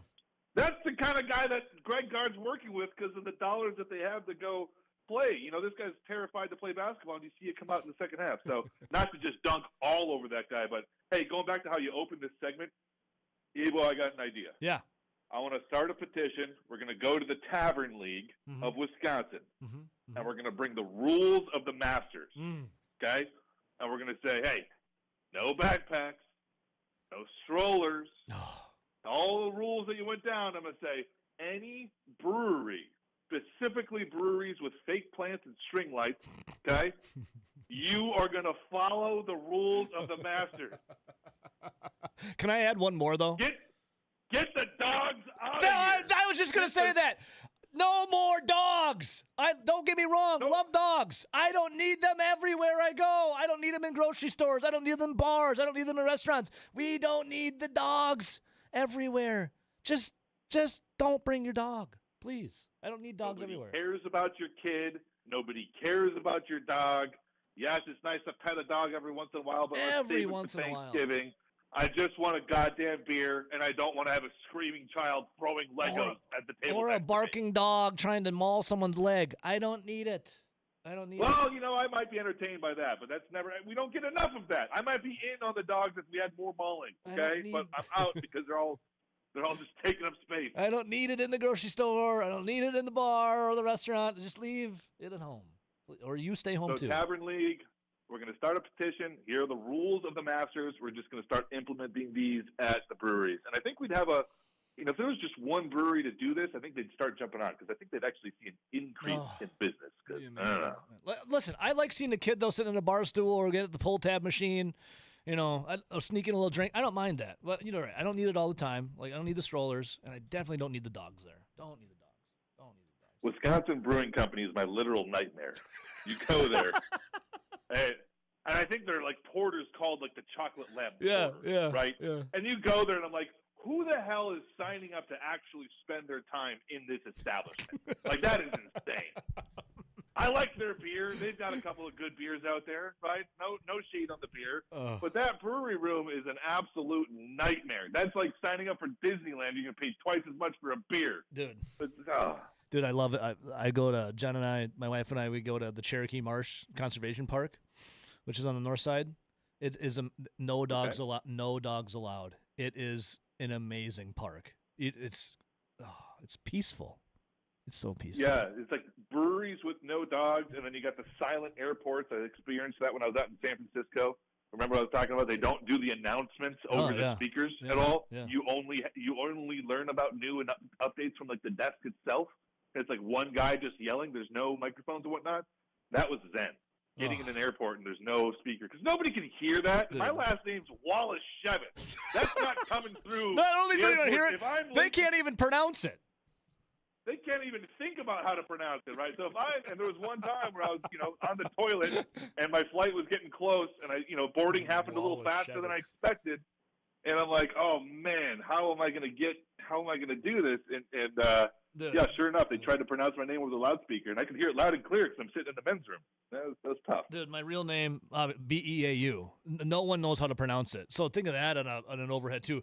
I've heard boy, bew. Well, I heard a lot of bew. Bow, boo. It's never bow. It's always bew. And mine's 4 letters, dude. What's yours, like 13? Wallace Shevitz? What is he? Yeah, there's too many.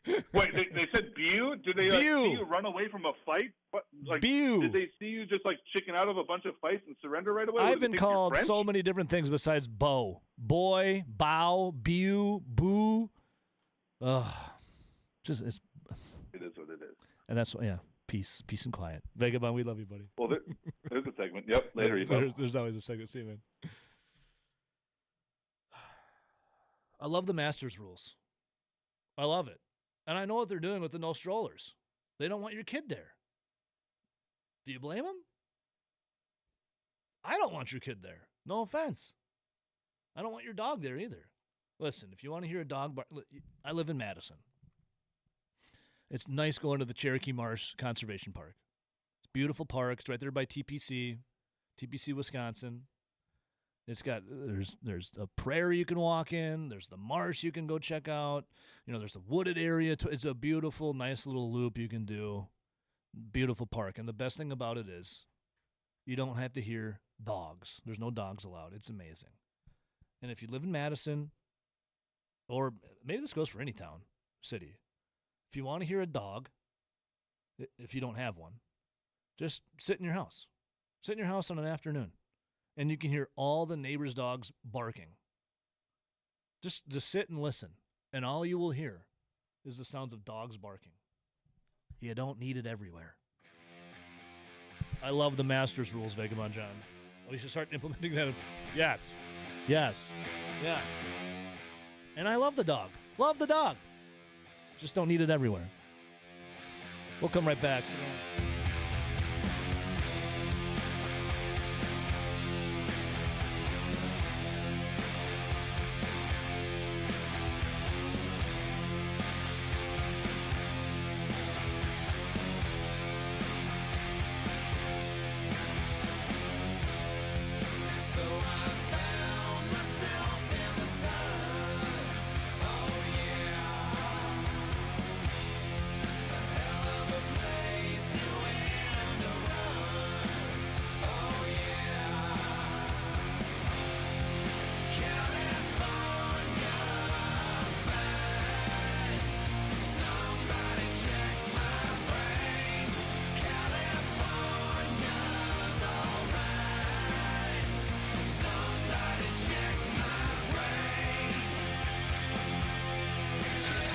crazy. This is Over the Line. You ever heard of the healing power of laughter? On the Wisconsin Sports Zone Radio Network.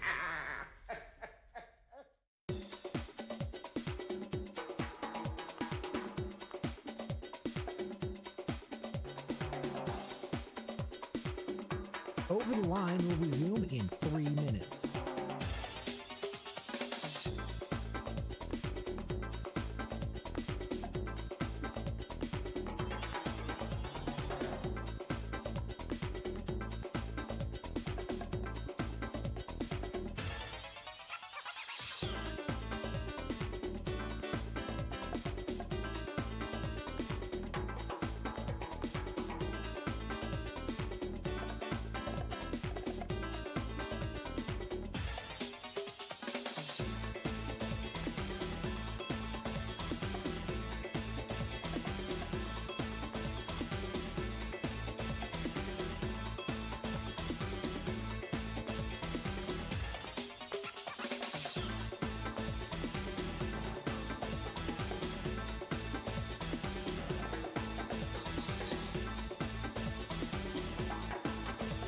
Over the Line will resume in 2 minutes.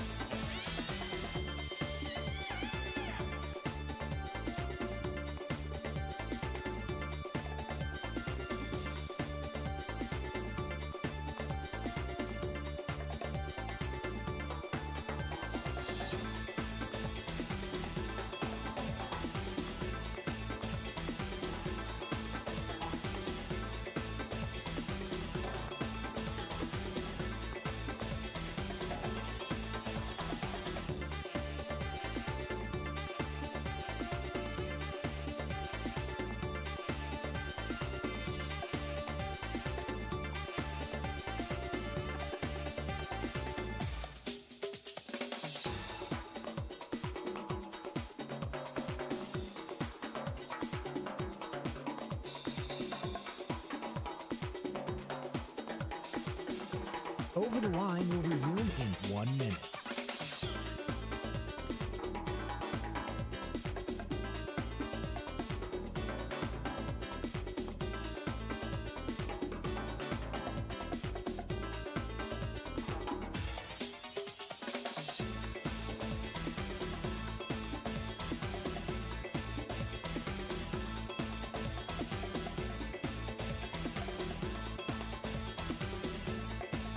Over the Line will resume in 30 seconds.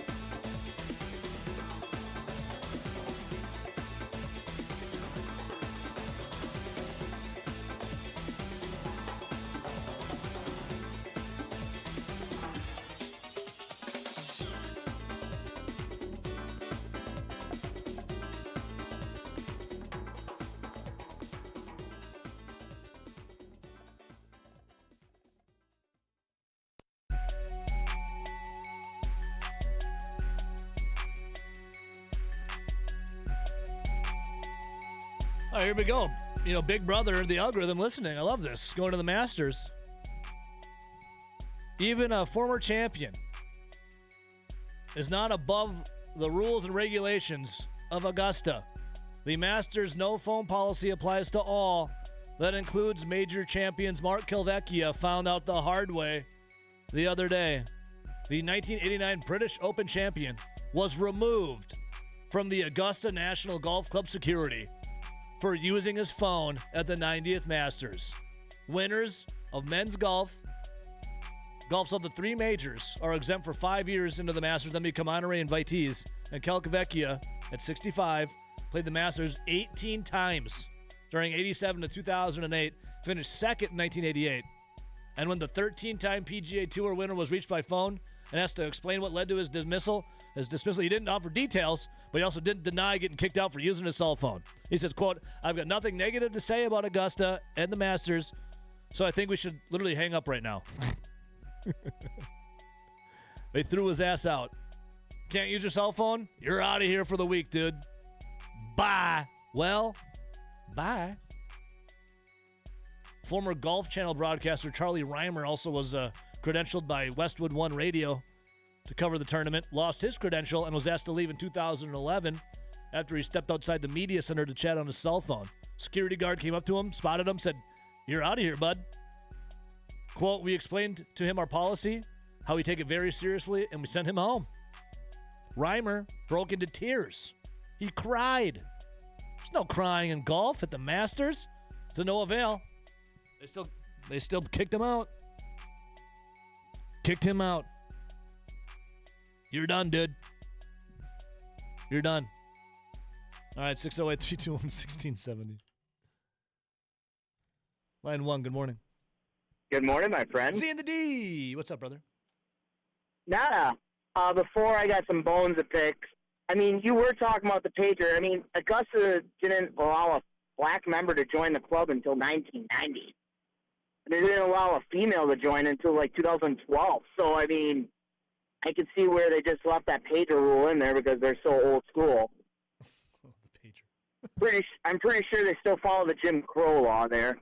Well, I hope not. I mean, I don't know. Let's send Pete from Monona down there and see if he gets in. I don't know where you want me to go with this. I don't know. Right, going off the rails. Move on. Okay, we'll move on. I got some bones to pick. First off, I want to go against Vagabond John. Vagabond John, I sent you a message last week about going to the Twins versus Red Sox game next week coming up, and you could have got off, and then you choose to work a Wild game at a bar when it's just the last game of the year against a crappy Ducks team, and it's the Wild. They're not going to win it because it's going to be the Avalanche that are going to win it. Sorry, Kingers. The future isn't teal for you right now. And then number 2 is you're in my neck of the woods and you don't even say hi. What do you mean? I sent you a Snapchat. You sent the group a Snapchat and you didn't. I said, "Oh, you're in my neck of the woods," and no even mention. It was just for my wife and I. Sorry, there was no other parties involved. Just myself and Jen. I could have came by for 5 minutes, watched you guys smoke my vape, because you always do. No, I mean, thanks. Well, Jen has her own, but thanks, but no thanks. You know, no disrespect and no ill intent. It was just for Jen and I. That was it. I mean, I know 3 is a company, but I'm like more of a half, so it would have been 2.5. Well, listen, so I don't Jen know what. loves you, I love you, but we were just there strictly for her and myself. Next time we'll hit you up. We did it to run to the Walgreens. That's the only time I ventured out from where we were. Go to Walgreens, and then I saw the people of the Dells. An incredible experience. I did go to Del Bar too, but that was just for her and I. You know. I understand, but I don't know. When's the next time you're going to be in the Dells? Because it's like every 3 or 4 years. I had a great time at Del Bar. And then yesterday we went to after we were done doing what we were doing. Yeah, we were there. But then we went to Tumbled Rock in Baraboo. Yep, nice little winery. Unbelievable food, great drink, beautiful day. Yeah, I mean, Jen and I are like, we like the Dells area, man. We'll be there more. I think you like it, but you don't like it enough to come like once every 6 months. Well, maybe I'm turning over a new leaf. I really enjoyed my time, and I like the people watching too. It was incredible. All right, I'll do this next time. I wanted to get a picture of all the Transformers they have out there at. Top secret. Yeah, I wanted to get my picture taken, but we didn't. So next time I'm up there, you and I can get a picture together in front of the Transformers. Sounds good. I mean, and then we I'm can go going to be really small. Well, yeah, yeah, they're huge. They're huge. So, all right. I guess I'll allow it. I'll allow it. To make it up, would you like a song for our outro here? Would you like a song? Ooh. Hit me with some Greta. Z for you, anything, buddy. Besides right. letting you know when I'm in the Dells. Well, next time I will. Okay, but Vagabond John, you're on my shit list. Now you're on mine. Smooches. See you, buddy. See you. Yeah. See you. I think he said Schnit is what he said. Like Schnickelfritz. The Badger Trio says Dells is expensive. It is. The Del Bar, though, was worth every penny. Every penny. Got oysters, martinis, scallops, ribeye, 14-ounce, hash browns, cheese and onions. And that was it. And it was amazing. It was incredible. I think it was only like $138 too. Incredible. We'll come right back.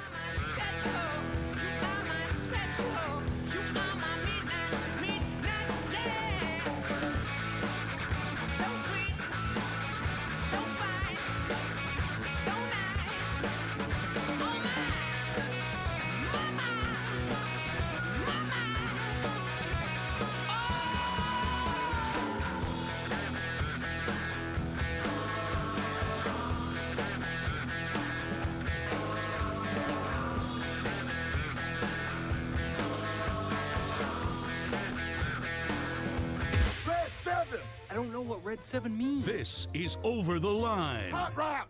I don't. What is hot route? Will you just go stand on the other side, please? On the Wisconsin Sports Zone Radio Network.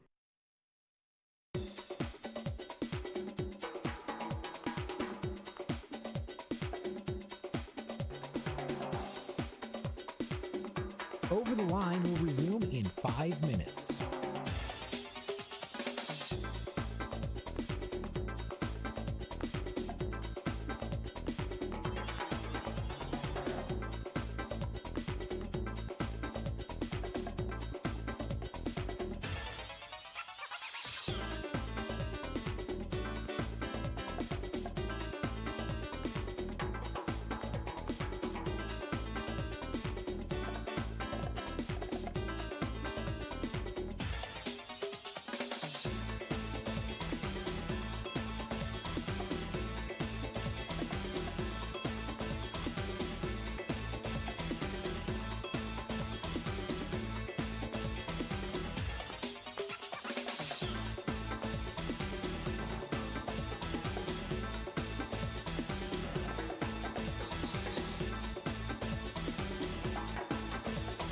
Over the Line will resume in 4 minutes.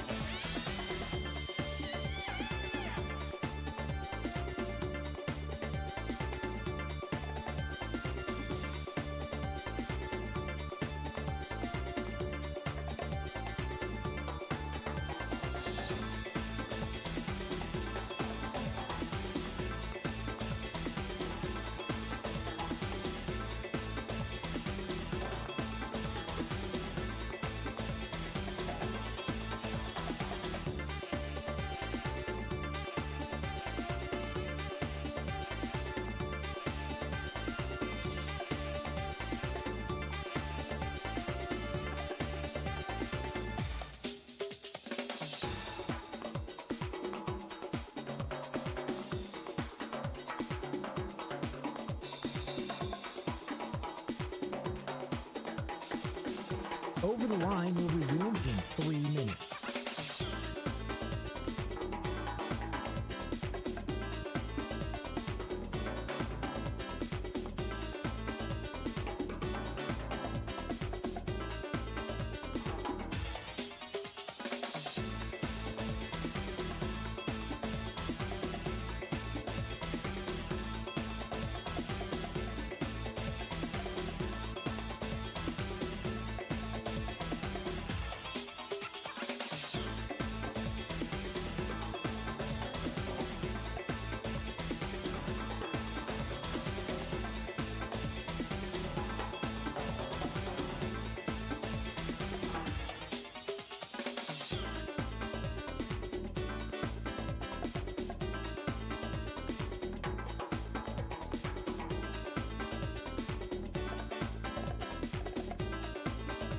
Over the Line will resume in 2 minutes.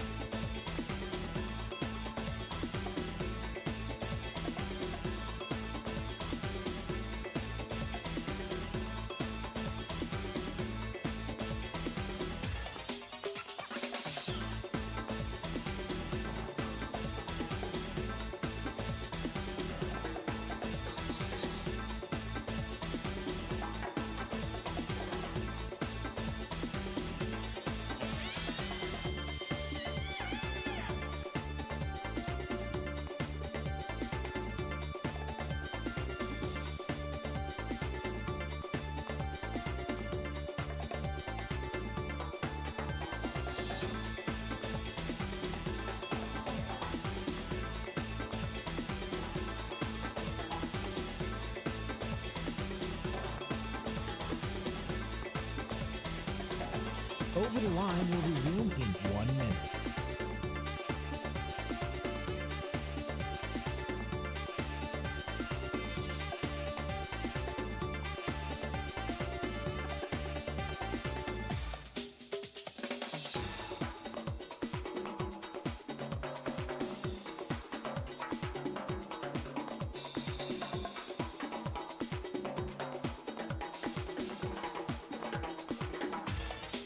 Over the Line will resume in 30 seconds.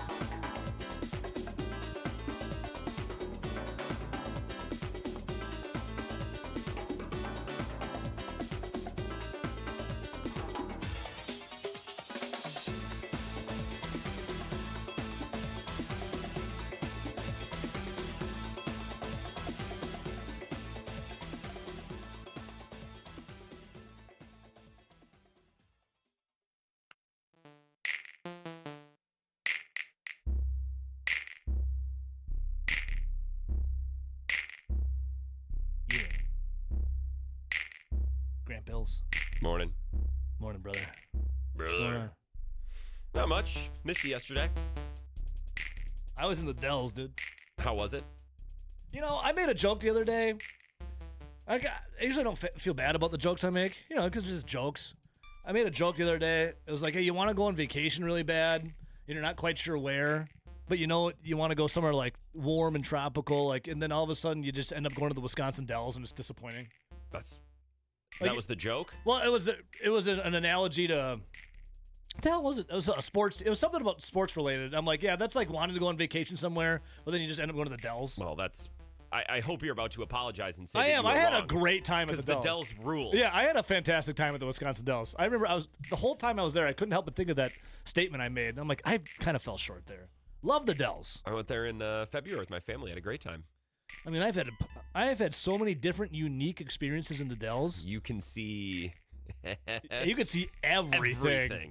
And I've had those experiences before. Shout out to Cruz and Chubbies. Big fan. 2 thumbs up. You can run into Andrew Wagner at 1 a.m. at Mama's Garage. Yeah. Or you could be at like Sundara in like a salt room Mhm. and then getting yourself like a mud bath and then in a sauna with a bunch of like 60-year-old women. And Or you can have your dad, I almost swore, talk S to you in go-karts. yeah, you could get kicked out of a water park. Yeah.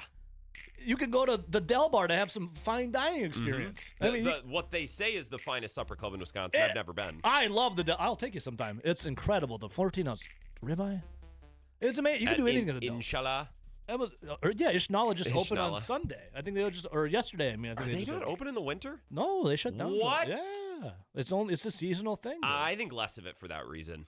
Well, it's demand. You know, you got to keep the people wanting more. Yeah, wow. I love it. You can go to Fields. That's another nice steakhouse they got over there. You can go get your picture taken with the huge Transformers. Mm-hmm. Or you could go take a picture taken with Little Z and the D. You can take a massive edible with your college buddies and stumble around Noah's Ark all day. You ever ridden the Black Mamba? No, I have not. Baller. I had a slide. friend that took like a copious amounts of psychedelics. And one of those things you're just talking about, he was talking an edible. Yeah. 2 different kinds of edibles. He calls it cross-faded. Yeah, that's one way to put it. And then was seeing stars when Roxy was all up in his face. Oh, Roxy. Oh, I think she's since retired now. But yeah, you can do anything with the Dells. Do you want to go to the Dells this weekend? I mean, I'm talking myself into it. Yeah, no kidding. I'll go back in a heartbeat. Or then you go to Devil's Lake, you know? Love Devil's Lake. I went there in January. So the whole time I was there, I'm like, I can't believe that I disparaged the Dells like that. So I don't ever do this. I apologize to the Wisconsin Dells. I don't think I've ever heard you apologize on this show. And Roxy, if you're working again, put out a smoke signal or something. Let me know. So Grant, I had to ask our Rob Reichel today a very pertinent and kind of embarrassing question if it went south. You know, he's gotten a lot of scoops, like done a lot of books too. Mike McCarthy, Aaron Rodgers, he's always scooping this, scooping that. Sure. I had to ask Rob, have you ever, because the way he talks about Matt LaFleur, you think maybe it's a love or scorned. Have you ever held hands with an NFL football coach poolside to get a scoop? They were getting a hot tub. You ever caressed or maybe danced, a slow dance, if you will? You ever put the goods on display? Rob said no. He said no. But it is about, he said, building relationships as a reporter. Building relationships. I see. Now, for building relationships, I mean, I think you and I have a really good relationship. I think so. You know, Diana Rossini and Mike Vrabel said they're just friends. Like, they're in a group together of friends. Sure. I consider us friends. And you've stayed at my house. We've gone out partying, this and that. Yeah. I've never once held your hand, though. I don't think so. Or gently caressed your hair. Or maybe we may have danced, but not like that kind of dancing. I think the hardest part of this to believe is that they were in Sedona, right? Mm. A lot of wine there. The story is that Mike Vrabel drove up for the day to see her and her friends. And that's a 2-hour drive. Yeah, that's a commitment. If they just happen to be at the same hotel and there's a ton of NFL people there and it's across the street from where the meetings are, from where the convention is, yeah, it's still not a great look, but it's a little bit more explainable than, I drove 2 hours to see her. 2 hours. Listen, I got a lot of friends. 2 hours is cutting it for 2 hours. 2 hours is about the cutoff. I'll drive 2 hours for lots of reasons, but that would not be one. Yeah, if I had a friend, I'd be like, hey, man, you want to come hang out this week? I'm like, wait, you're like 2 hours, a little over 2 hours away. I'm like, I'll wait another year to see you if we, if you're, I'm looking at these photos, though. I mean, we got a little dancing going on, some hugging. There's some interlocking of fingers. Yeah. I have a lot of friends. I've never really done this with them. Yeah, I have not either. Do we believe this? Both are married. Mike Vrabel's been married to Jen Vrabel since 1999. Met at Ohio State. Yeah, Deanna Rossini is married to Kevin Goldschmidt, a Shake Shack executive since 2020. Who she cucks on television every chance she gets. Have Really? you seen all the clips that they've dug up? I did see a couple of clips. The what is it when they tell you more on Twitter? The context. They said she was joking around. Sure. I don't know. I've known some guys' wives that they joke around like that, and all of a sudden they're divorced like a couple of years later. Well, yeah. Well, I mean, you make fun of your wife on the air all the time. Lovingly, obviously. Yeah, lovingly. No, I was saying it's like we wouldn't do that. No, she listens. I would never do that. Sure, she listens to every moment of this program. She does. She's a big fan of yours, man. Not in that way, but yes. But Well, we've Mike, never locked hands either. Would you like to lock hands? I feel like I would lock hands and dance with Jen if we were out and about before I'd lock hands and dance with you. You may have. I feel like that could have happened once Yeah, upon a that time. could have, yeah. I'd lock hands with you in a quick trip in front of the hot case. Well, when Jen is driving us home. Last time that happened, we were in front of a hot case. We were arguing. I don't remember what the argument. I don't even know if you were in the argument. It was. Oh, yeah. It was Ernest Hemingway versus Mark Twain. Yeah, and I'm a Arguments. Hemingway man. And I think I was. I sided with Twain. I don't even remember. I know we weren't locking hands though, because we were yelling very loud in the quick trip. Which quick trip was that? Do you remember? That was the one on the hell was that? That was that Packers. We were by First Street, whatever that was. It wasn't on Milwaukee Street, was it? No. Okay. It was near the north side. Okay. It was by my house. Okay. And we were yelling very loudly about the intricacies between Mark Twain and I'll never forget Ernest that. Hemingway. It was fun. I forgot it, but I haven't forgotten it. It was a great time. Anyways, other than that, Grant, last thing for you, unless you want to hang on again for the next segment. I've been looking at Brewers Twitter. It's so over, right? We've lost the series to the Red Sox. It's over. Yeah. Have we got that? It's over? Yeah. I mean, I led the charge last night on my show. I can't watch his puke lineup anymore. It's like, hey, Contreras, glad you got a day off yesterday. I'll watch Matos, Lockridge, Perkins, Ortiz, Renifo. Sure. Yeah. Yeah. Just the ass parade lineup that they've been running out there. Last night on my show compared it to if you had a bag of Chex Mix, and you're picking out pieces. Mm-hmm. Nobody wants the pretzels, but they're in there. Imagine if you just had a bag of pretzels, just one after another. Are you going to tell me you like the pretzels? I don't like the little tiny breadstick things. Well, those are even worse. But yeah, I don't like those.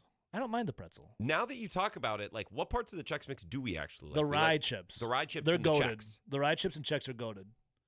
I'm just more of a Gardetto's man. Do you like? You know what? I like the Chex Mix bold. You got to get the bold. Yeah, they have a new recipe out. I never see the sweet and salty anymore. I felt like it was everywhere when I was. I think it's got growing a name change. I think it's now bold. No. Or is it different? No. Oh, like sweet and salty. Sweet and salty. Gotcha. I'll then look into it. The one thing I didn't care for at the end of the last two games was Wilson Contreras wanted a fight. No one called him out on it. He wanted to be hit again. That yeah, would've made no his one day. did it. I would have hit him. He never fought anyone, did he? No. No, I would have hit him. I would have hit him with a pitch. Called his bluff. I would have. Go take out Gary Sanchez at first base. All right, we'll come right back. Sit down. Last generation. We are the ones they left behind. And I wonder when we are ever gonna change. Living under the fear till nothing else remains. We don't need another hero. We don't need to know the way home. All we want is life beyond the You believe that you are special, that somehow the rules do not apply to you. This is Over the Line. Obviously, you are mistaken. On the Wisconsin Sports Zone Radio Network.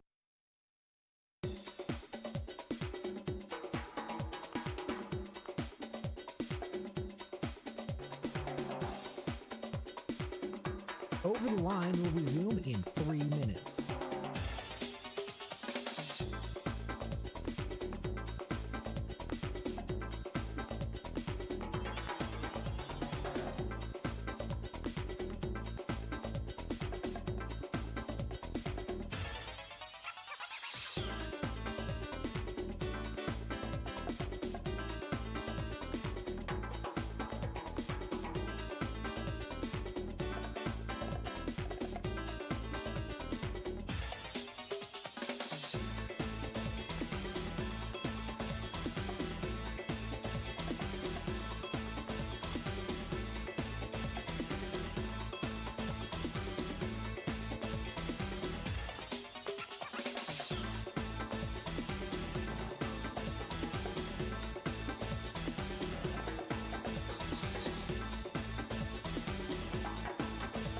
Over the Line will resume in 2 minutes.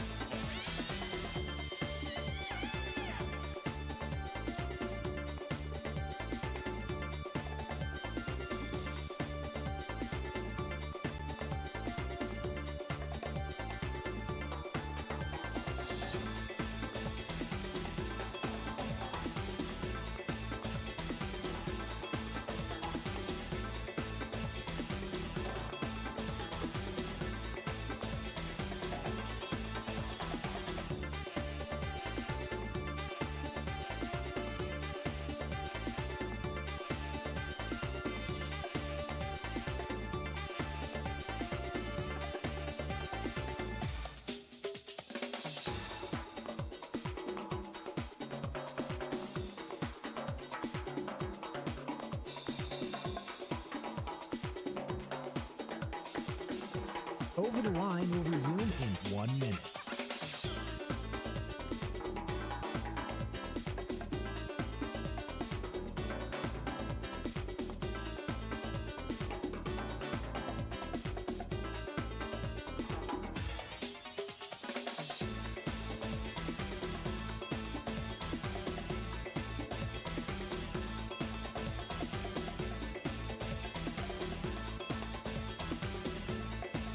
Over the Line will resume in 30 seconds.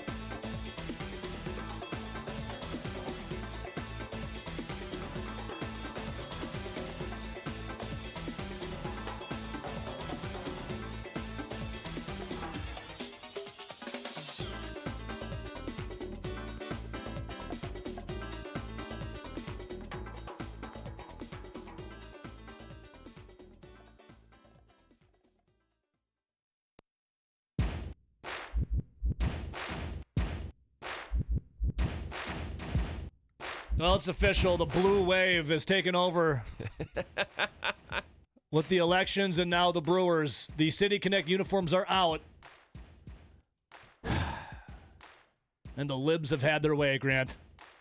All blue Brewers. I kind of like them, though. Yeah, they're fine. I usually only say Wisco when it comes to the Wisco Sports Show with the Grant Bills or our app, the Wisco Sports Zone. Yeah, I don't know that a lot of people say it, but that's okay. But the Brewers jersey says Wisco on it. The video is very well done, kind of explaining it and backing it up a little bit or promoting it. I will say that I'm just glad it doesn't say whiskey on it, because when people refer to Wisconsin as whiskey, you're some kind of coast... Or scotty. Yeah, you're some kind of coast elitist or an idiot. Yeah, or a moron. So when people say whiskey, referring to Wisco, I immediately cringe. I don't mind them. They look pretty slick. They're kind of cool.